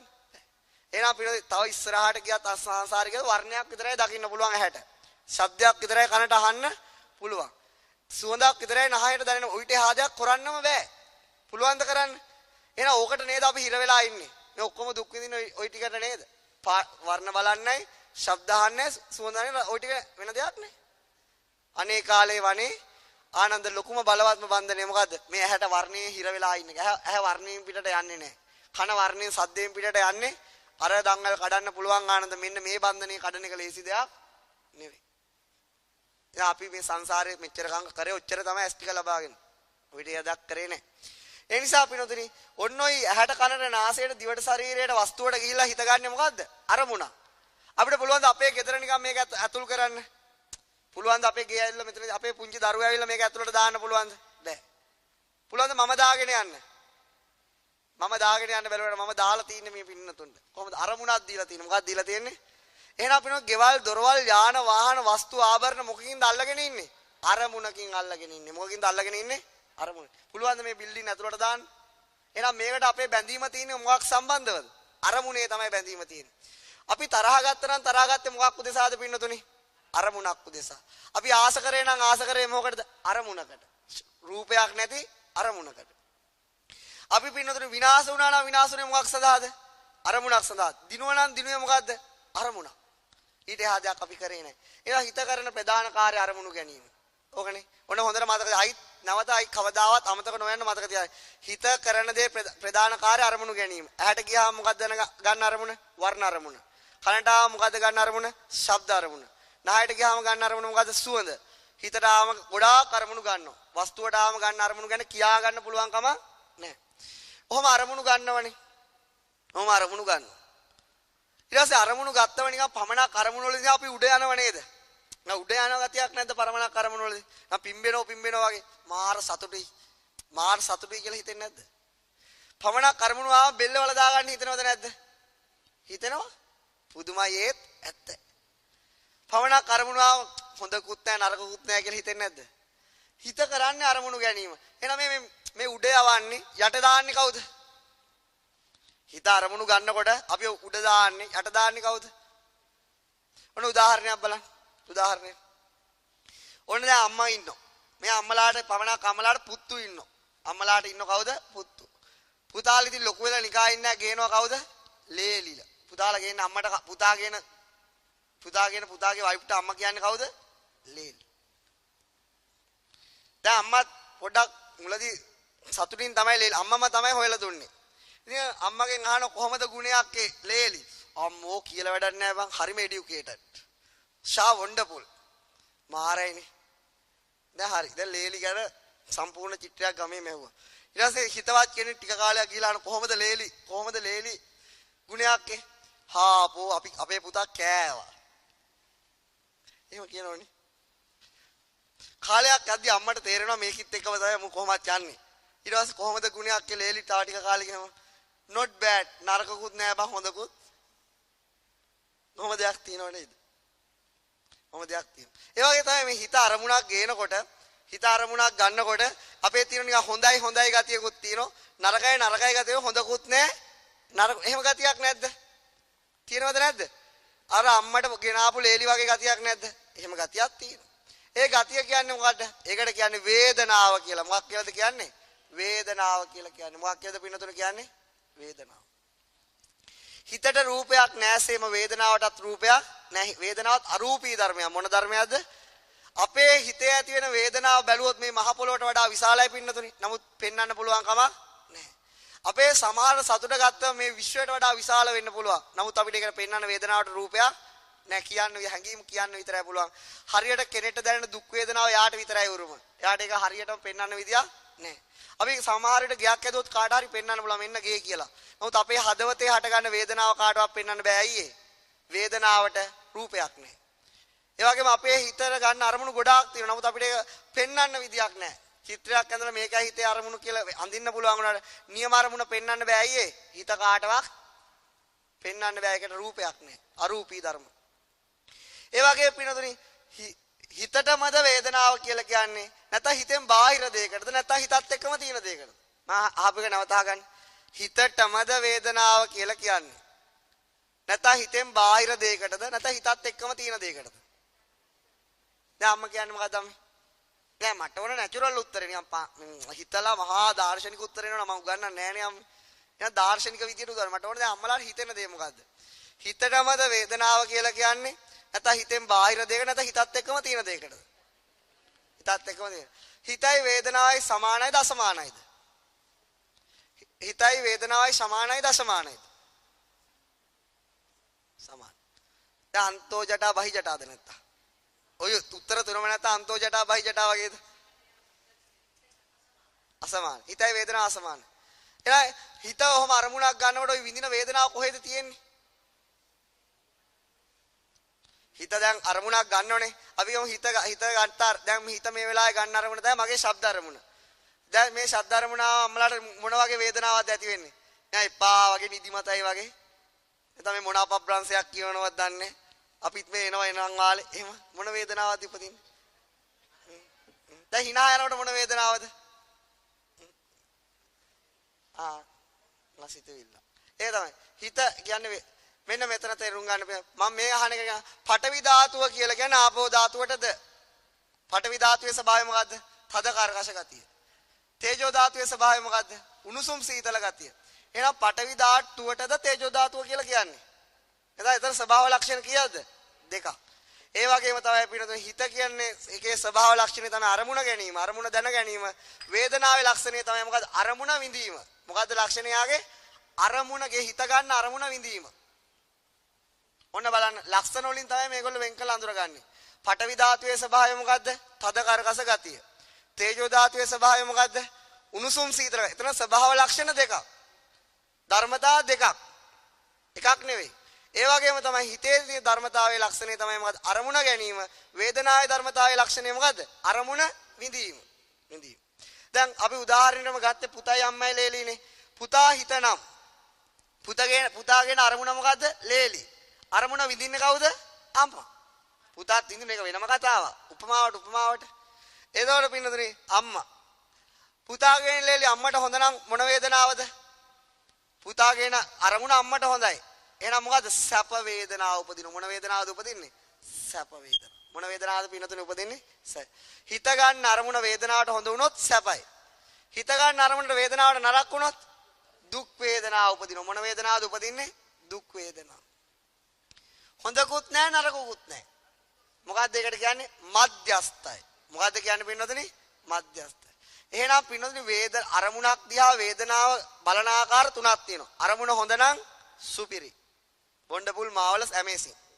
මම මේ පුල් try කරන්නේ හොඳ වේදනාවක් කම්මලාට ඇති කරන්න මේ විෂය පිළිබඳව. ඊළාට පින්නතුනේ දැන් අවුල් වගේ නම් දුක් වේදනාව. දෙකටම නැත්තම් මධ්‍යස්ථය. මෙතන පමණක් මූණු දැක්කම දෙකටම නැහැ. ඒ කියන්නේ මධ්‍යස්ථයි තව. පමණක් අය දැක්කම ඒක හොඳට විඳිනවා ආ සැප වේදනාව උපදිනවා. පමණක් අය දැක්කම මට ඉතින් හිතින් බයි නැති මොකෙද්ද මන් දන්නේ. ඉතින් ওই වේදනාව කුලක ඔක්කොම මෙතන තියෙන්න ඕන. එහෙම තියෙන්න ඕන. ඒ නිසා පින්නතුනි ඒ මොකද්ද වෙන්නේ? හිතට ලැබෙන අරමුණ ආරහා ඒ අරමුණ විඳින ආකාරයට මොකද්ද කියන්නේ?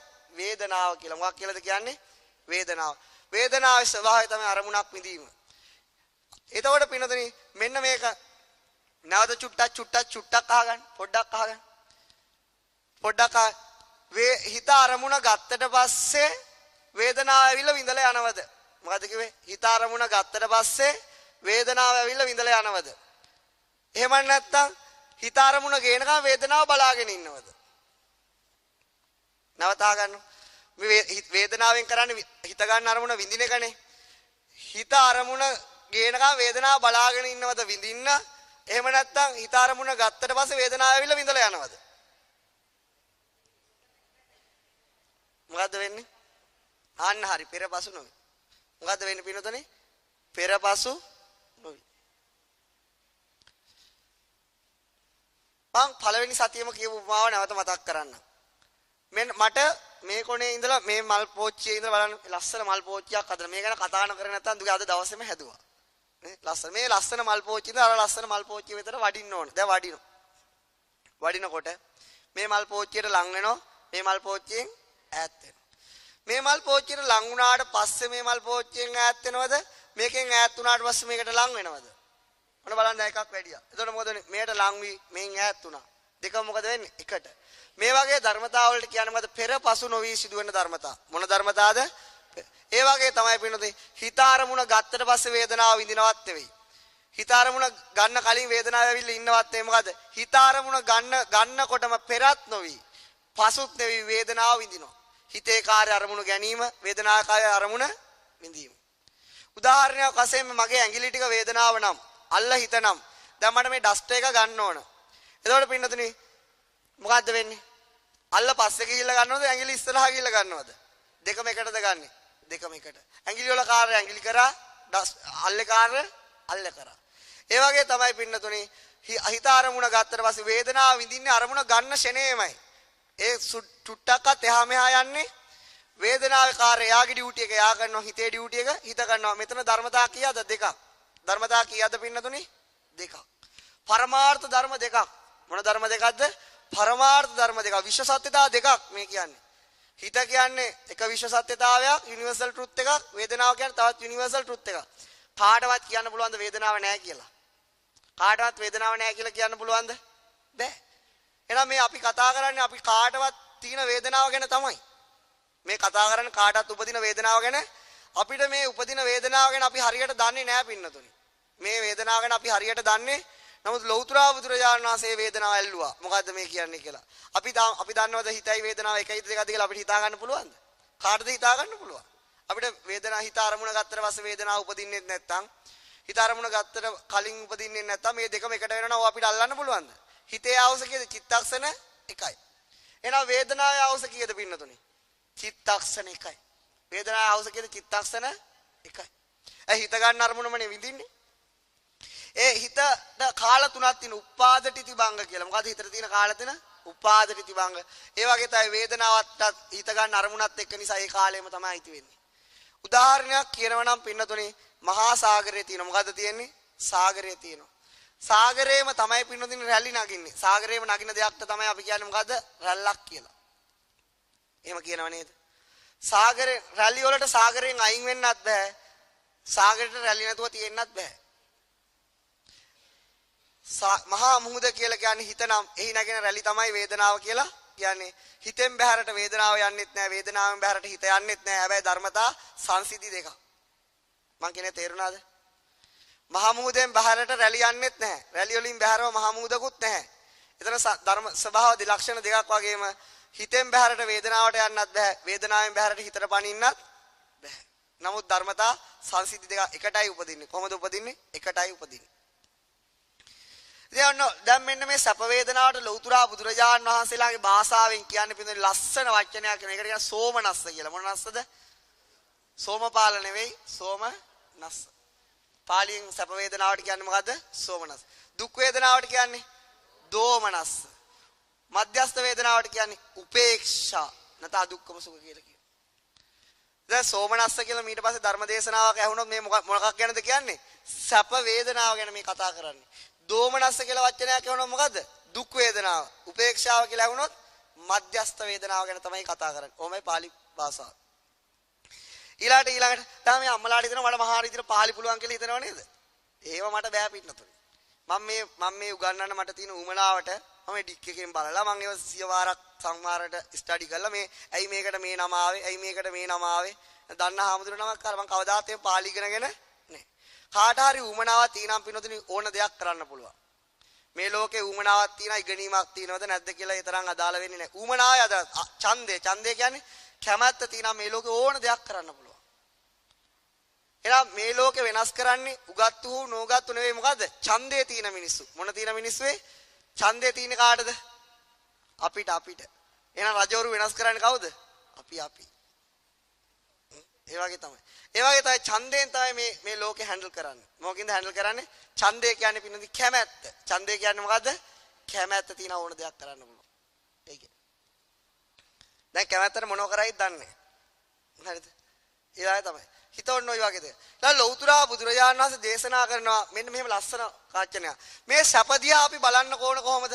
සැප වේදනාවක් ඇති වුණාම බලන්න ඕන කොහොමද? අන්න බලන්න ඕන විදිය.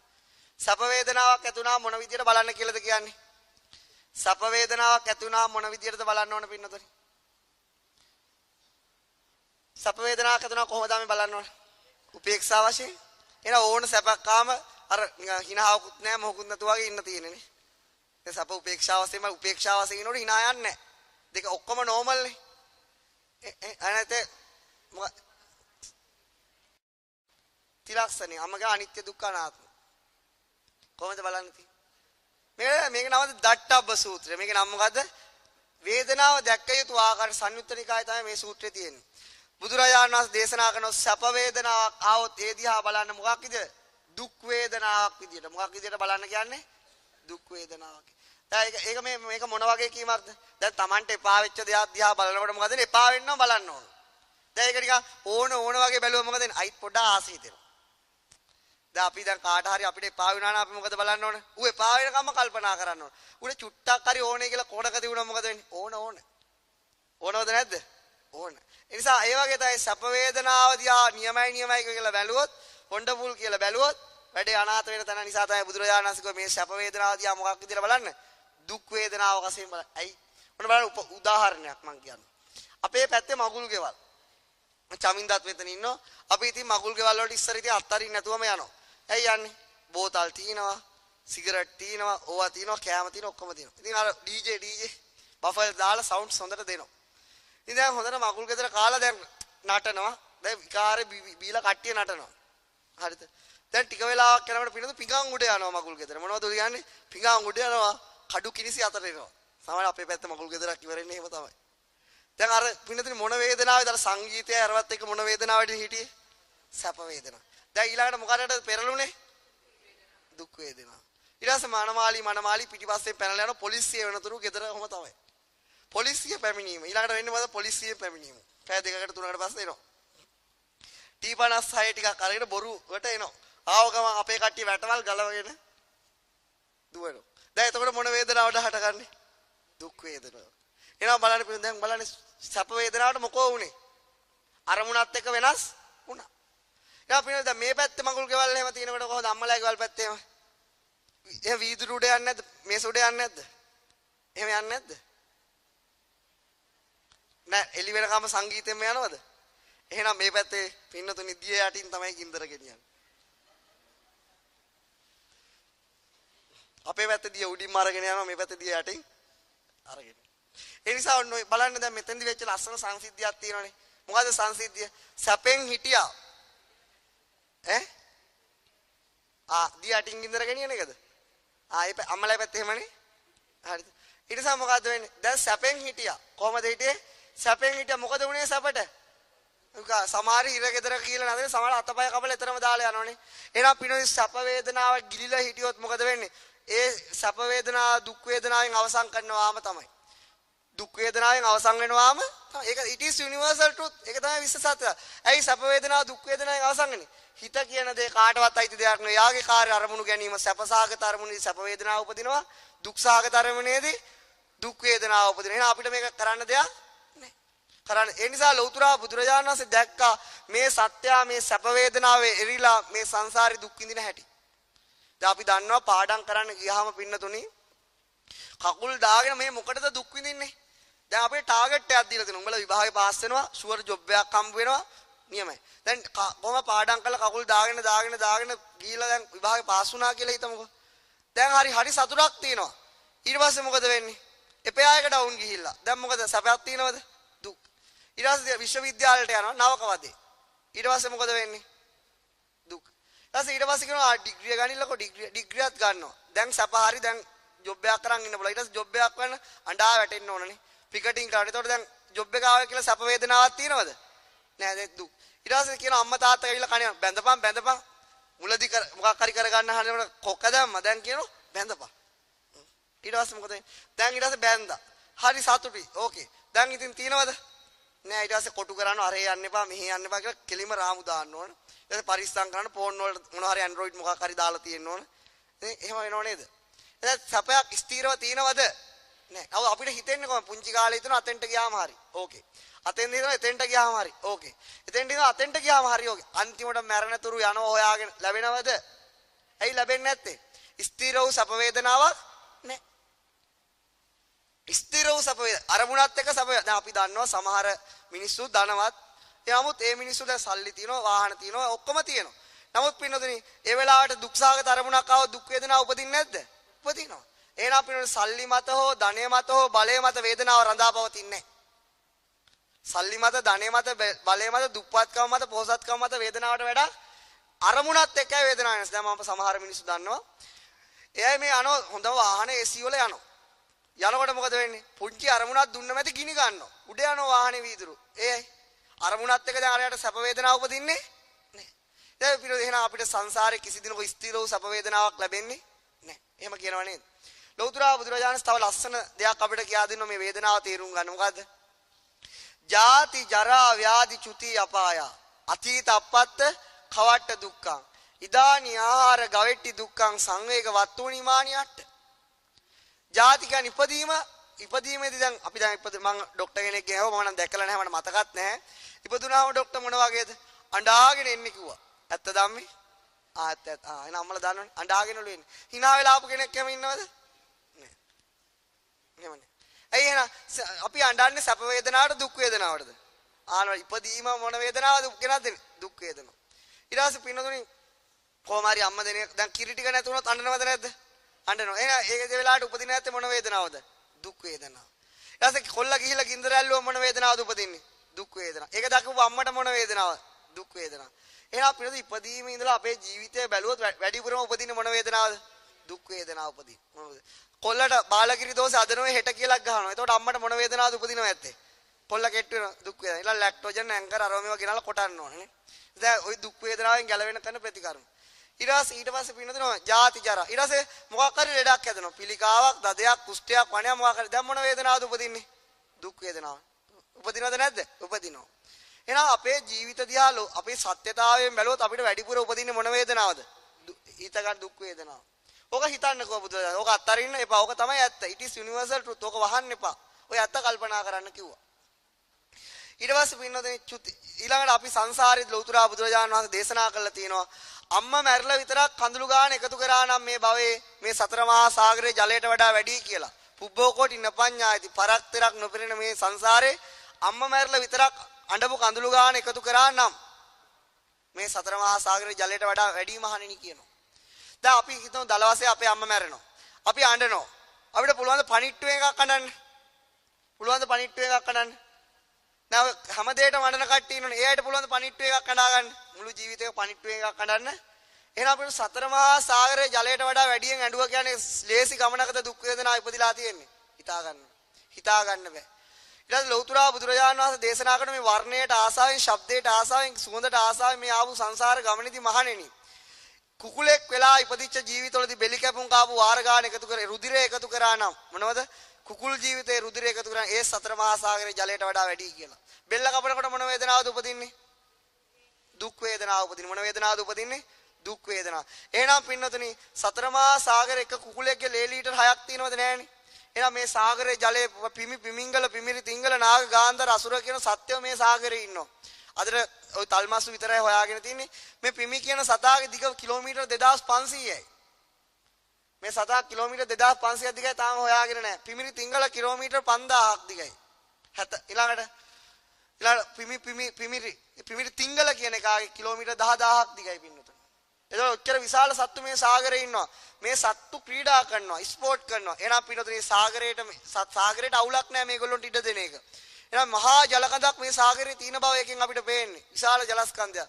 ඒක එක ජීවිතයේදී කුකුලෙක් වෙලා ලේකාපු ලේ ලීටර් 6ක් නැත්තම් අපි කොච්චර සංසාරේ දුක් වේදනා විඳලා තියෙනවද? නේ කොච්චර. ඊළඟ බුදුරජාණන් වහන්සේ කුකුලෙක්ට අයින් කරන්නේ එළුවෙක් වෙලා, ඊළඟ හරකෙක් වෙලා ඒත් එහෙමයි මහණෙනි කියනවා. එහෙනම් මේ ගෙවාගෙන ආපු සංසාරේ වැඩිපුර වින්දේ මොන වේදනාවද? දුක් වේදනාව. මොන වේදනාවද වින්දේ? ලෞතර බුදුරජාණන් වහන්සේ දේශනා කරන දුර්ලභ බුද්ධුප්පාදෝ, දුර්ලභෝ සද්ධම්ම ශ්‍රවණං, දුර්ලභෝ මනුස්ස පටිලාභෝ. මනුසත් බව දුර්ලභයි. නමුත් මේන සංසාර ගමනේදී අපි වැඩිපුර ඉපදිලා තියෙන්නේ කොහෙද? සතර අපායේ. කොහෙද ඉපදිලා තියෙන්නේ? සතර අපායේ. නිරේ සත්‍යයට මහගෙදරක් කියනවා. අපි කොහෙ ගියත් ගෙදෙට්ටනේ ගොඩ වෙන්නේ. ඒ වගේ තමයි අපි මේ එහෙන් මහගෙදරින් පොඩ්ඩක් නික්විලා මනුස්ස ලෝකයට ආවට අපි බර කොහාටද? මහගෙදරට. ඒ නිසා නිරේට ගියාම තියෙන පිනද ගින්නේ පිච්චීම. ගින්න පිච්චෙනකොට පිච්චෙන කවුරුවක් සැපෙන් ඉන්නව දැකලා තියෙනවද? ගින්දරකට දාපු කවුරුවක් සැපෙන් ඉන්නව දැකලා තියෙනවද? එහෙනම් අපි නිරේදී උපදින්නේ මොන වේදනාව විතරයිද? දුක් වේදනාව විතරයි. මොන වේදනාවද උපදින්නේ? දුක් වේදනාව පින්නතුනි 99.99%ම දුක් වේදනාව විතරයි. මේ සංසාරේ අපි වැඩියෙන් විඳලා තියෙන මොන වේදනාවද? දුක් වේදනාව. දැන් මේ මනුස්ස ලෝකෙට නැග්ගා. මනුස්ස ලෝකෙට ඇවිල්ලාත් අපිට සැප වේදනාව විතරක්ම ලැබෙනවද? මොකද්ද ලැබෙන්නේ? සැප දුක මිශ්‍ර වෙලා ලැබෙන්නේ. සැප වේදනා ටිකකුත් ලැබෙනවා, දුක් වේදනා ගොඩකුත් ලැබෙනවා. ඒ නිසා අපි මේ සැප වේදනාවට එරිලා බලාගෙන හිටියොත් අපි කොහාටද නැවත වැඩිපුර වැටෙන්නේ සංසාරෙදී? දුකට වැටෙනවා. මොකටද වැටෙන්නේ? දුකට වැටෙනවා. ඒ නිසා අපිට මෙන්න මේකයි ලෞතර බුදුරජාණන් වහන්සේ දේශනා කරේ මහන්නේ උඹලා බලාපල්ලා සැප වේදනා මොකක් වශයෙන්ද? දුකක් වශයෙන්. එතකොට මේක එරෙන්නේ නැහැ. මොකද වෙන්නේ? මේක එරෙන්නේ නැහැ. මේකෙන් එතර වෙන්න පුළුවන්. ඕක සැපක් වශයෙන් බැලුවොත් ඕක එරෙනවා හිත. හිත එරෙනකොට උඹලා විනාශයටපත් වෙනවාමයි කියලා කිව්වා. It is universal truth. ඒක විශ්ව සත්‍යතාවය. චුති අපාය. අතීත අපත්ත කවට්ට දුක්ඛං. අතීතයේ විඳපු දුක මෙතකයි කියලා විස්තර කරන්න බැහැ මහණෙනි. ඉදානි ආහාර ගවෙට්ටි දුක්ඛං. ඊළාට බුදුරජාණන් වහන්සේ දේශනා කරා මහණනි උඹලා ආහාර ටිකක් හොයාගන්න දඟලන විප්ලවයේ දිහා බලන්නකො මේ දුක් වේදනාව දිහා. දැන් අපි දන්නවා පින අනුරාධපුරයේ පැත්තට වඩිනකොට සමහර මිනිස්සු පින්නතුනි මේ මහා ගිනි මධ්‍යහානි. මොකද අර ගොයන් කපනවා. අර ගොයන් කපලා බැට ගෑවිලා ඒගොල්ලෝ තාසයිනේ මේ සුදට ඉන්න. අර බැට ගාගෙන දාඩිය පෙරාගෙන අයි අර අච්චර දුක් විඳින්නේ. අයි අච්චර දුක් විඳින්නේ. බඩට ආහාර ටිකක් දාගන්න. මොනවද දාගන්නේ? තමන්ගේ බඩට කැම ටිකක් දාගන්න, දරුවන්ගේ බඩට කැම ටිකක් දාලා අච්චර දුක්. එහෙනම් ආහාර ටිකක් හොයන්න පාවා සත්‍යාව විඳින දුක සුළුපටු වේදනාවක් නෙවෙයි. සුළුපටු වේදනාවක් නෙවෙයි. අපි දන්නවා සමහර දේවල් නිසා අපිට බොරු කියන්න වෙනවා. නැත්නම් අපේ ජොබ් එක නැති වෙනවා. සමහර දේවල් නිසා හොරකම් කරන්න වෙනවා. නැත්නම් අපිට යාළුවා නැති වෙනවා. නැත්නම් අපේ ජීවිත නැති වෙනවා. ඒ නිසා මේ හොරකම් බොරු කරාම මොකද නැවත නිරේට වැටෙනවා. ඒ නිසා පින්නතුනේ මේ සත්‍ය මේ ආහාර ටිකක් හොයාගන්න කරන විප්ලවයේදී දුක් වේදනා ගොඩ බැලුවත් මේ සංසාරේ සැපක් නම් නෑ පින්නතුනේ. මේක නෑ. වැඩි තියලා තියෙන දුක් වේදනාව. එහෙම නේද? දැන් උදාහරණයක් වශයෙන් බලන්න මම බත් ටිකක් කන්න මොනතරම් වේදනාවක් විඳිනවද? එක සතියකට දැන් කීයකට දෙනවා මේ මොකටද? කෑම ටිකක් කන්න. කෑම ටිකක් කන නිසා මේ කෑම ටිකක් කන්න විඳින වේදනාව මෙතකයි කියලා කියන්න බෑ. බුදුරජාණන් වහන්සේ ආහාර හොයාගන්න වේදනාව දිහා බලාගෙන හිටියත් උඹලට ඇති කොයි සංසාරේ නිදා. ඇත්තද බොරුද? ඇත්ත. උදේට නැගිටින්න ඕන, යන්න ඕන, ඊට පස්සේ ඒක කරන්න ඕන, ඊට පස්සේ ඒවයි තියෙන තාඩන පීඩන වලට ලක් වෙන්න ඕන. ඒයි ඊට පස්සේ ඉවසන්න ඕන. මොකද ජොබ් එක අවුල් වුණොත් කන්න බොන්න බෑ දරුවන්ට. ඒ නිසා ආහාර ටිකක් ලබා ගන්න පුදුමාකාර දුක් ගොඩක් විඳිනවද නැද්ද? දුප්පත් පොහොසත් ભેදයක් නෑ. මැති ඇමතිවරයෙක් කියලා මොකද වෙන්නේ? ඇමතිකම ගහලා ගියොත් වැඩේ ඉවරයි. ඒ නිසා ඒක රඳව ගන්න සෑහෙන දුක් ගොඩක් විඳින්න වෙනවා. අපි හිතන්නේ ඇමතිවරු සතුටින් ඉන්නවයි කියලා නෑ. ඒ මිනිස්සුන්ට පෝස්ටර් ගන්න ඡන්ද ඉල්ලන කාලේ අපිට වඳින්න වෙනවා. ඊට පස්සේ අපිට ඡන්ද දිනුවට පස්සේ අපි වඳින්න වෙනවා. දැන් අපිට වඳිනකොට සැපද්ද? අර අච්චර වාහන වලින් ගිහලා අපේ ගාවට එලා අන්නේ දෙකට නැවිල ඉල්ලන එක. ඇයි මේ? බඩට ආහාර ටිකක් දාගන්න. ඇයි මේ? එහෙනම් අපිට සත්‍ය තමන්ගේ ආහාරය හොයාගන්න ජීවත් වෙන්න විඳින දුක් වේදනා සුළුපටු නැහැ. නමුත් අපි මේ හැමදාම අමතක කරනවද නැද්ද? අමතක කරනවා. දැන් මේ අම්මලායි නැවත උපදින්න ආස කවුරු වෙලාද? දිව්‍ය ලෝකෙට ගිහිල්ලාද? මනුස්ස ලෝකෙට ගිහිල්ලාද?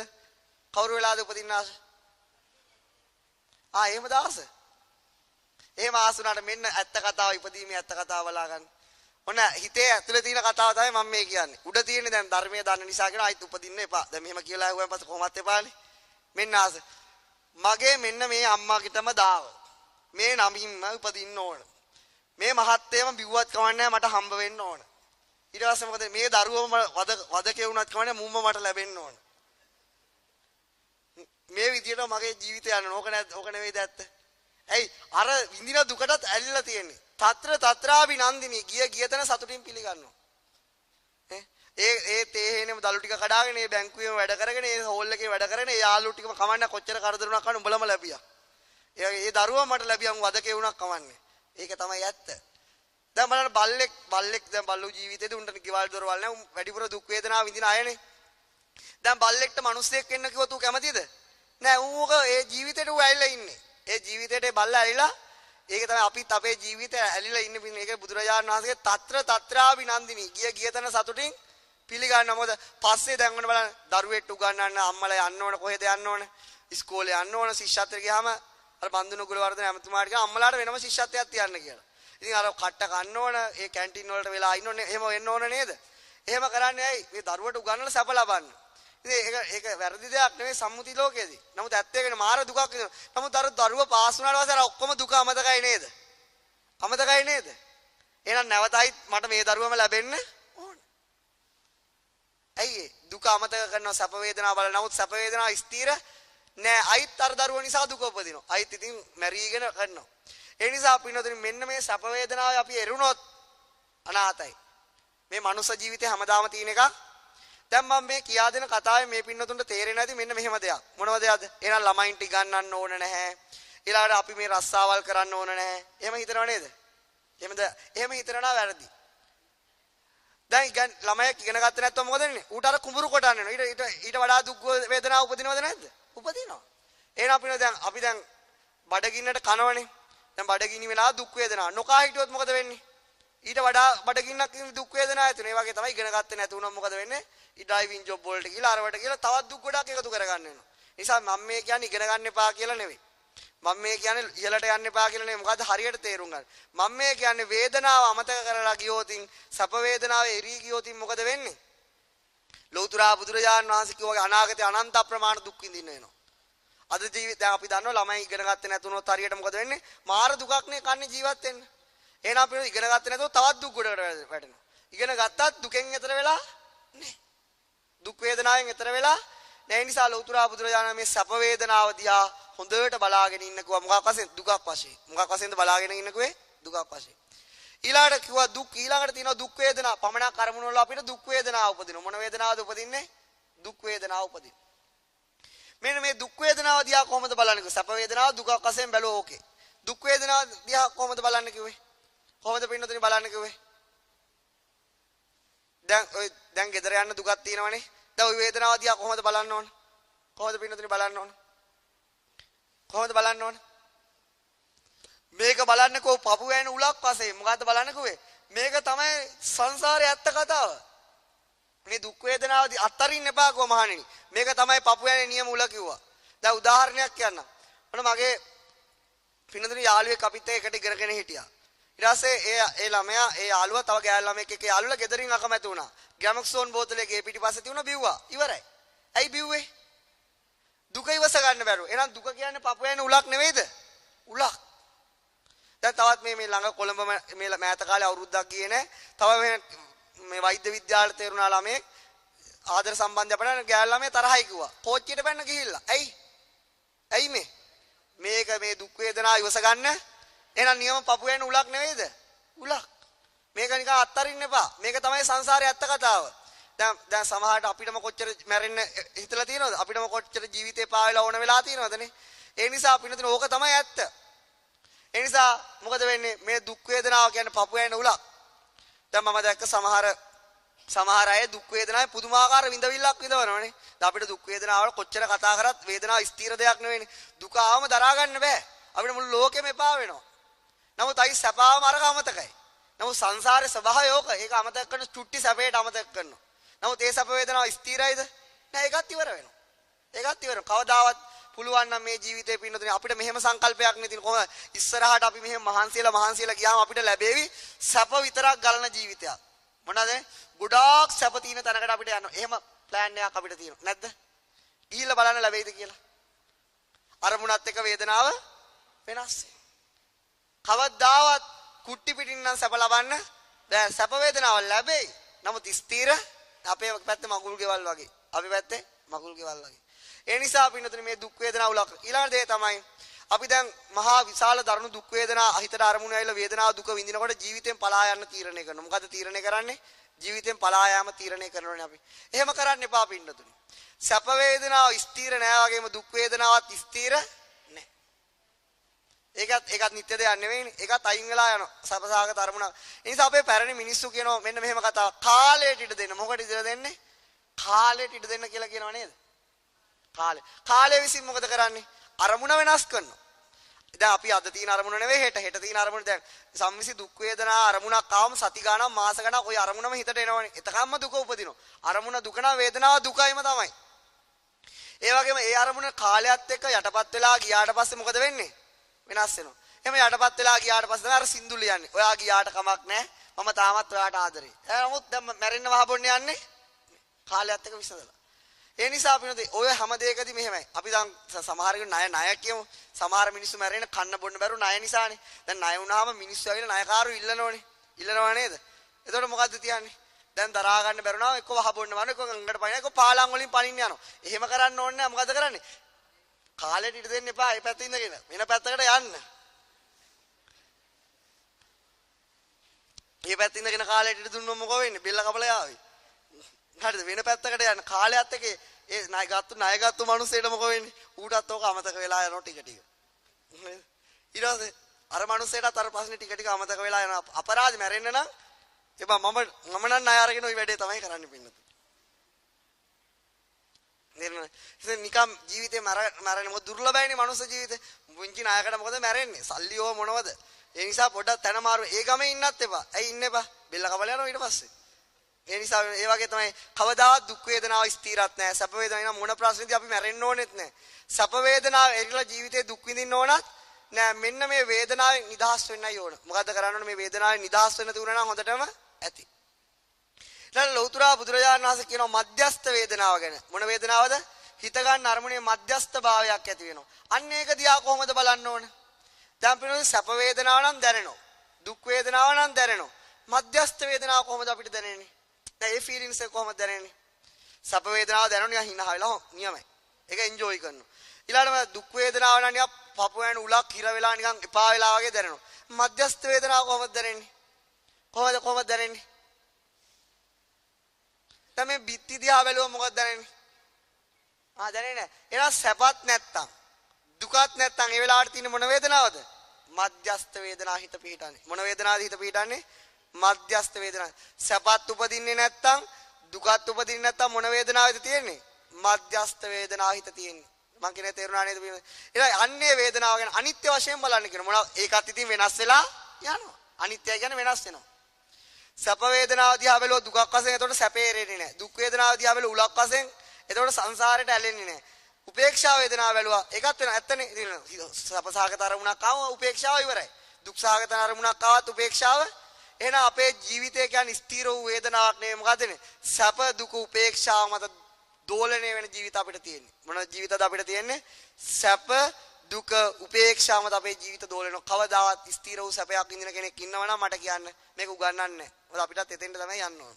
ස්ථිර වූ දුකක් විඳින කෙනෙක් ඉන්නවනම් කියන්න වහබොන්න එපා මේ පැනලා යන ක්‍රමය කියන්න. හරිද? උපේක්ෂා වේදනාවත් ස්ථිර නැහැ. සැප දුකාම වෙනස් වෙනවා. එහෙම කවුරු හරි ඉන්නවනම් උපේක්ෂාව කොනිටන්න. කොනිටපු ගාම මොකද වෙන්නේ? හරි වැඩේ හරි. ඒ නිසා අපිට තියෙන අරමුණ වෙනස් වෙනවා. ඒ නිසා මෙන්න මේ ආකාරයට තමයි බලන්න කිව්වේ. දැන් බලමු වෙලාව. හරියටම හරි. හරියටම හරි. එහෙනම් තා චුට්ටක් ඉන්න. දැන් අදට උගන්නේ ওই ටික තමයි. මේ මෙච්චර දේවල් කොට ඉගන්නේ මොකද්ද? හිත ගන්න අරමුණක්. ඒ අරමුණ විඳින්නේ කවුද? වේදනාව. හිතයි වේදනාව එකක්ද දෙකක්ද? දෙකක්. හැබැයි එකට උපදින්නේ. ඒ දෙන්නම අඳුර ගන්න එක ලේසි නෑ. චිත්තක්ෂණ එකයි අවශ්‍ය. චුට්ට අන්තිමට පොඩ්ඩක් අහගෙන නැත ඒක ඉවරයි. ඊළඟට පිනතේ මම මේ උගන්වන ධර්මය ගැන මට දැන් මේකට පඬිත් ඒ කියන්නේ ධර්මයෙන් උත්තර එපා. නැත් තේරෙන උත්තරය විතරයි ඕන. මෙයා ලොකුවට හිතන්න යන්න එපා. සරල තැන තමයි ගැඹුරුම උත්තරේ තියෙන්නේ. ඒක විතරක් මම ලොකුවට හිතන්න කියන උත්තරේ නෑ. සරල භාවයට ගොඩාක් ගැඹුරු උත්තර තියෙනවා. මෙන්න මෙහෙම පෘථුවියක් තියෙනවා. මොකද්ද තියෙන්නේ? පෘථුවිය.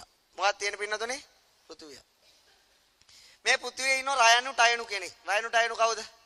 හාවෙක් ඉන්න. මොකෙද ඉන්නේ? හාවෙක්. මම ඉන්නේ. හරිද? හාවෙක්. ආවට තියෙන මහා පුදුම පිස්සුවක්. මොකක්ද තියෙන්නේ? පුදුම පිස්සුව. ඌට ඕන මේ පෘථුවියෙන් අයින් වෙන්න. මොකකින්ද අයින් වෙන්න ඕන? පෘථුවියෙන් අයින් වෙන්න.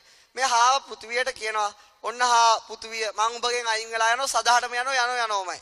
මොකද්ද මෙයා කරන්නේ? මේ පෘථුවිය මත තියෙන කන්දකට ගිහලා උඩ පනිනවා. ඇයි මේ උඩ පනින්නේ? ඇයි මෙයා උඩ පනින්නේ? පෘථුවියෙන් අයින් වෙන්න. නමුත් ඇත්තටමයි මොකද වෙන්නේ? හාව පෘථුවිය මතට වැටෙනවා.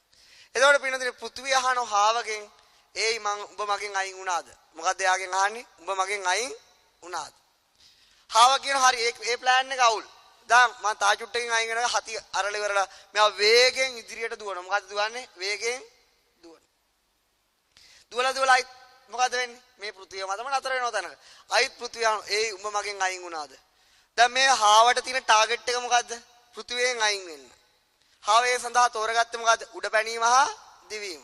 නමුත් අයින් වෙන්න පුළුවන් වුණාද? එහෙනම් පින්නතුනි මෙතන ඔබ හිටියනම් මේ හාවට මොකද්ද කියන්නේ? මුට අයින් වෙන්න දෙන උපදේශය මොකද්ද? මොකද්ද කියන්නේ? අම්මා නම් මොකද්ද කියන්නේ අම්මේ? හැමදාම ඉස්සරහට නෑ අහුවෙනවා. මොකද්ද කියන්නේ? දැන් හාව පවුනේ මුට ඕන මේකෙන් අයින් වෙන්න. මොකද්ද කියන්නේ?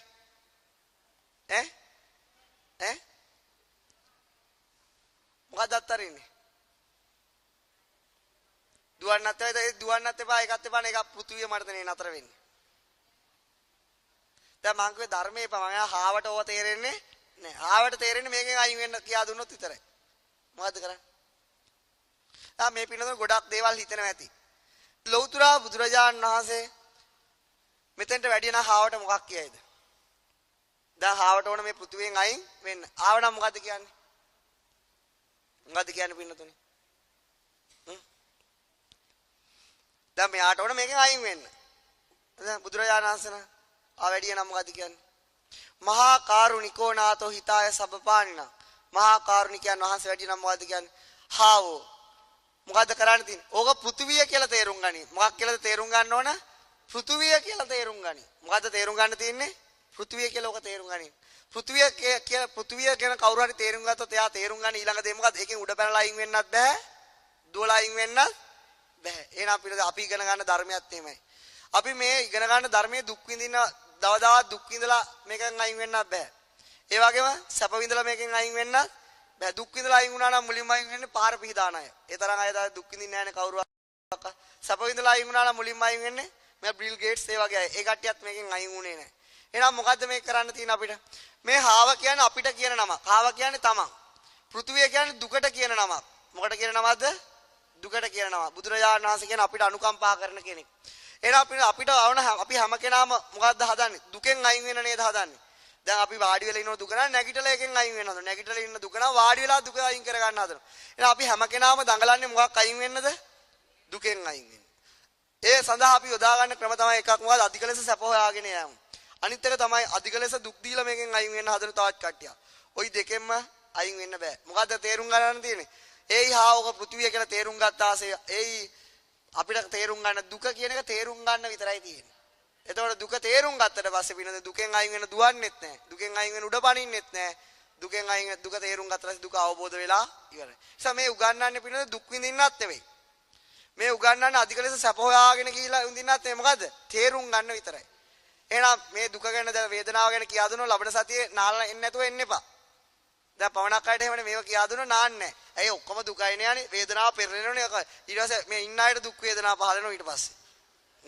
එහෙම දෙයක් නෙමෙයි මේ කියන්නේ. දැන් හොඳට තේරුම් ගන්න. සවත් අයට මේක කියා දුන්නම කියනවා ඔක්කොම දුක් වේදනාව නම කාලා ඉවර වෙමු. ඊට පස්සේ එයා කාලා ඉවරනවා ගෙදර මිනිස්සු ඉවරයි. ඊට පස්සේ එයා හරහා ගෙදර මිනිස්සුන්ට දුක් වේදනාව උපදිනවා. එහෙනම් එහෙම මොකක්වත් නෙමෙයි මේ කියන්නේ. මොකද්ද? මේක අවබෝධ කරන්න තියෙන දෙයක්. තේරුම් ගන්න තියෙන දෙයක් මිසක් උඩ පැනලවත් දඟලලවත් මේකෙන් ගැලවෙන්න පුළුවන් කම ප්‍රඥාවෙන් තේරුම් ගත්තට පස්සේ දුක අවබෝධ වුණා. අන්න ඉතින් මේකෙන් නිදහස් වුණා. මම කියන්නේ තේරුණාද? ඒක තමයි කරන්න තියෙන්නේ. ඔන්න ඒ වගේ තව චුට්ටි දෙයක් කියන්න. මේ භවයේ උපදින පළවෙනි හිතට මොකද්ද කියන්නේ? මේ භවයේ උපදින පළවෙනි හිතට මොකද්ද කියන්නේ? ඈ? මොකද සිත කියන්නේ? ප්‍රතිසන්දිසිත. මම හිතුවා. මොන සිතද කියන්නේ? ප්‍රතිසන්දිසිත. මේ ජීවිතේ පහළ අන්තිම සිතට මොකද්ද කියන්නේ? චුතිසිත. ඒ අනන්ත සිත් පහළ වෙන ඒ අතර. එතකොට මේ ජීවිතේ රූප දකින්න සිතට මොකද්ද කියන්නේ? මේ ජීවිතේ රූප දකින්න සිතට මොකද්ද කියන්නේ? මොන සිතේ? භවාංග සිත. මං හිතුවා ඕක කියයි කියලා. මොකද අර දෙකාස්ති කියන්නේ භවාංගනේ. මේ ජීවිතේ රූප දකින්න හිතට මොකද්ද කියන්නේ? කටපාඩන්නේ ඉතින් මොන සිතද? චක්කු විඤ්ඤාණය. මොකක් කියලාද කියන්නේ? චක්කු විඤ්ඤාණ. ශබ්ද ආහන සිත සෝත විඤ්ඤාණය. සෝත දකින්න දැනගන්න සිත ගාන විඤ්ඤාණ. රස දැනගන්න සිත ජීවා. පහස ලබා ගන්න සිත කාය. වස්තු ප්‍රසාදේ පාලන හිත ඔක්කොටම පොදු නම තමයි මනෝ විඤ්ඤාණය. මොකද්ද කියන්නේ? මනෝ විඤ්ඤාණය. ඒ මනෝ විඤ්ඤාණය තමයි උගන්වන්න තියෙන්නේ. එතකොට පින්නතුනේ මේ ජීවිතේ භවය ගෙනියන සිතට මොකද්ද කියන්නේ? භවාංග සිත් කියලා. භවාංග සිත් තමයි තියෙන්නේ. එතකොට ජීවිතයක් කියලා කියන්නේ මොකද්ද? ඒක චිත්තක්ෂණ එකේ සිත් ගොඩක්. ජීවිතය කියලා කියන්නේ මොකද්ද? ප්‍රතිසන්දි ඉඳලා චුතියට යනකම් සිත් 15 වීමක් විතරයි. එහෙනම් පින්න අපි ජීවත් වෙනවා කියලා කියන එක සරලව කිව්වොත් මොකද්ද? සිත් 15 වීමක් විතරයි. මොන 15 වීමක්ද? සිත් 15 වීමක්. සිත් 15 වීමක් විතරයි. සිතක් 15 වුණොත් ගන්නෙ මොකද්ද? අරමුණ. එහෙනම් අපේ ජීවිත කියන්නේ අරමුණු ගොඩක් විතරයි. එක පැත්තකින් ජීවිතය කියන්නේ සිත් ගොඩක් විතරයි. අනිත් පැත්තෙන් ජීවිතය කියන්නේ අරමුණු ගොඩක් විතරයි. එතන තියෙන ලස්සනම රහසය කියන්නේ පින්නොතේ මොනවා හරි හිතක් ඉපදුනොත් පින්නොතේ ඒ හිතට කිසිම දිනක වේදනාව නැතුව උපදින්න බෑ. මොකක් නැතුවද උපදින්න බැරි? වේදනාව නැතුව. එහෙනම් පින්නොතේ සෑම චක්කු විඤ්ඤාණය ඉපදුනත් එයාත් වේදනාව ඇතුව පොතේ ඇති වේදනාව කියන එක අර දෙවෙනි පොතේ ඇති ඔක. පින්නොතේ සිතක් ඉපදුනොත් මේ භවයේ කිසිම තැනකදී මොකද වෙන්නේ? වේදනාව නැතුව සිතට උපදින්න. හැබැයි හිතට නෙවෙයි වේදනාව කියන්නේ. හිතින් පිට පැනපු එකකුත් නෙවෙයි. හිතත් එක්කම උපදිලා හිතත් එක්කම නැති වෙන දෙයක්. එහෙනම් හිතේ ආවස චිත්තක්ෂණයක නා වේදනාව ආවස චිත්තක්ෂණයකයි. එහෙනම් අපිට වේදනාවක් උපදිනා නම් ඒක වෙනස් වෙන්න තියෙන වේගය කීයද? චිත්තක්ෂණ එකයි. චිත්තක්ෂණ එකෙන් අරමුණ වෙනස් වෙනවා. අරමුණ වෙනස් වෙන සැනින් වේදනාව වෙනස් වෙනවා. ඒ නිසා පින්නතුනේ මේ ජීවිතය ගැන තවත් කියනවා මේ ජීවිතය කියන්නේ මොකද? වේදනා ගොඩක් විතරයි. මොන ගොඩක් විතරයිද? ජීවිතය කියන්නේ එක පැත්තකින් සිත් ගොඩක් විතරයි. අනිත් පැත්තෙන් අරමුණු ගොඩක් විතරයි. අනිත් පැත්තෙන් වේදනා ගොඩක් විතරයි. මං කියන්නේ තේරුණානේ? මේ ජීවිතේ උපදින කිසිම සිතකට වේදනාවක් නැතුව උපදින්න බෑ කියලායි බුදුරජාණන් වහන්සේ කියන්නේ. හිතක් එක්කම අනිවාර්ය වේදනාව උපදිනවාමයි. පින්නතනේ මේ ජීවිතේ පළවෙනි සිත ප්‍රතිසන්දිත. මෙතන ප්‍රතිසන්දිය ලබන්න නම් ඊළඟ භවයේ මොකද වෙන්න ඕන? චුතිසිතක් පහළ වෙන්න ඕන. මොකද්ද පහළ වෙන්න ඕන? චුතියක් පහළ වුණොත් තමයි ප්‍රතිසන්දිය ලැබෙන්නේ. ඊළඟට පින්නතේ චුතියක් ලබන්න නම් මොකද වෙන්න ඕන? ප්‍රතිසන්දියක් ලැබලා තියෙනවනේ. මොකක් වෙන්න ඕනද? එහෙනම් පින්නතේ ඊට කලින් ජීවිතය කියන්නේ මොකද්ද? චුතියත් ප්‍රතිසන්දියත් අතර සිත් පහළ වීමක් විතරයි. ඊට කලින් ජීවිතය කියන්නේ මොකක්ද? සිත් ගොඩක් විතරයි. සිතක් ඉපදුනා නම් ගන්න මොකද්ද? අරමුණු ගොඩක්. එහෙනම් අපි ඊට කලින් ජීවිතේ සතෙක් වෙලා ඉපදුනා කියමු. සතෙක් වුණත් ඉතින් සිත් ගොඩක් විතරයි. ඊට පස්සේ පින්නතේ මෙතන ප්‍රතිසන්දිය ලබන්න නම් අයිත් මොකද වෙන්න ඕන? මල් පෝච්චියෙන් එහාට චුත වෙන්න ඕන. මොකද වෙන්න ඕන? චුත. එතකොට පින්නතේ නැවත චුත වෙන්න නම් නැවත මොකද්ද වෙන්න ඕන? ප්‍රතිසන්දිය ලැබලා තියෙන්න ඕන. එහෙනම් පින්නතේ ඒ ජීවිතය කියලා කියන්නේ මොකද්ද? සිත් ගොඩක් විතරයි. එහෙනම් පින්නතේ ලෞතුරා බුදුරජාණන් වහන්සේ සාරා අසංකේ කල්ප ලක්ෂයක් පාරමී දම් පිරුවා. එහෙනම් බෝසතාණන් වහන්සේගේ ජීවිත පින්නතේ කිව්වොත් මේ මහා පොළොවට වඩා මස් දන් දුන්න කියන. එහෙනම් එක ජීවිතයක මස් දන් දුන්න බැරල් එකකින් භාගයක් නැහැ. එහෙනම් මේ මහා පොළොවට වඩා මස් දන් දුන්න නම් ජීවිත කීයක් ඉපදිලා තියෙනවද? එහෙනම් පින්නේ සුමේද තාපසේ ඉඳලා අද ගෞතම බුදු වෙන දන් බුදුරජාණන් වහන්සේට උනේ මොකද? සිත් පහළ වීම විතරයි. අරමුණු ගැනීම විතරයි. අන්නේ කිසිදු සිතකදී පින්නතුනේ හිතට උපදින්න බැරුණා කවුරු නැතුවද? වේදනාව නැතුව. මොකක් නැතුවද? වේදනාව. එහෙනම් මේ සංසාරෙම ගැන කියන්නේ මොකද්ද? එක පැත්තකින් හිත ගොඩක්, එක පැත්තකින් අරමුණ, අනිත් පැත්තේ වේදනා ගොඩක්. ඔච්චර තමයි සංසාරය කියන්නේ. එක පැත්තකින් හිත ගොඩක්, එක පැත්තකින් අරමුණු ගොඩක්, වේදනා ගොඩක්. පින්නතුනේ නැවත අපි සංසාරේ ගියොත් හිතක්නේ පහළනේ. එහෙනම් මොකද අරමුණක්නේ ගන්නෙ. එහෙනම් නැවත උපදින්නේ වේදනාවක් විතරයි. එහෙනම් මේ සංසාරය කියන්නේ කෙටියෙන් ওই වගේ තැනක්. නිසා පින්නතුනේ මෙන්න මේ සංසාරය අවබෝධ කරලා දුක් වේදනාව විඳින මේ සංසාරයෙන් ගැලවෙන්න අද උගන්වපු ඉගැන්වීම ඔබට උපකාර වේවා කියලා ප්‍රාර්ථනා කරනවා.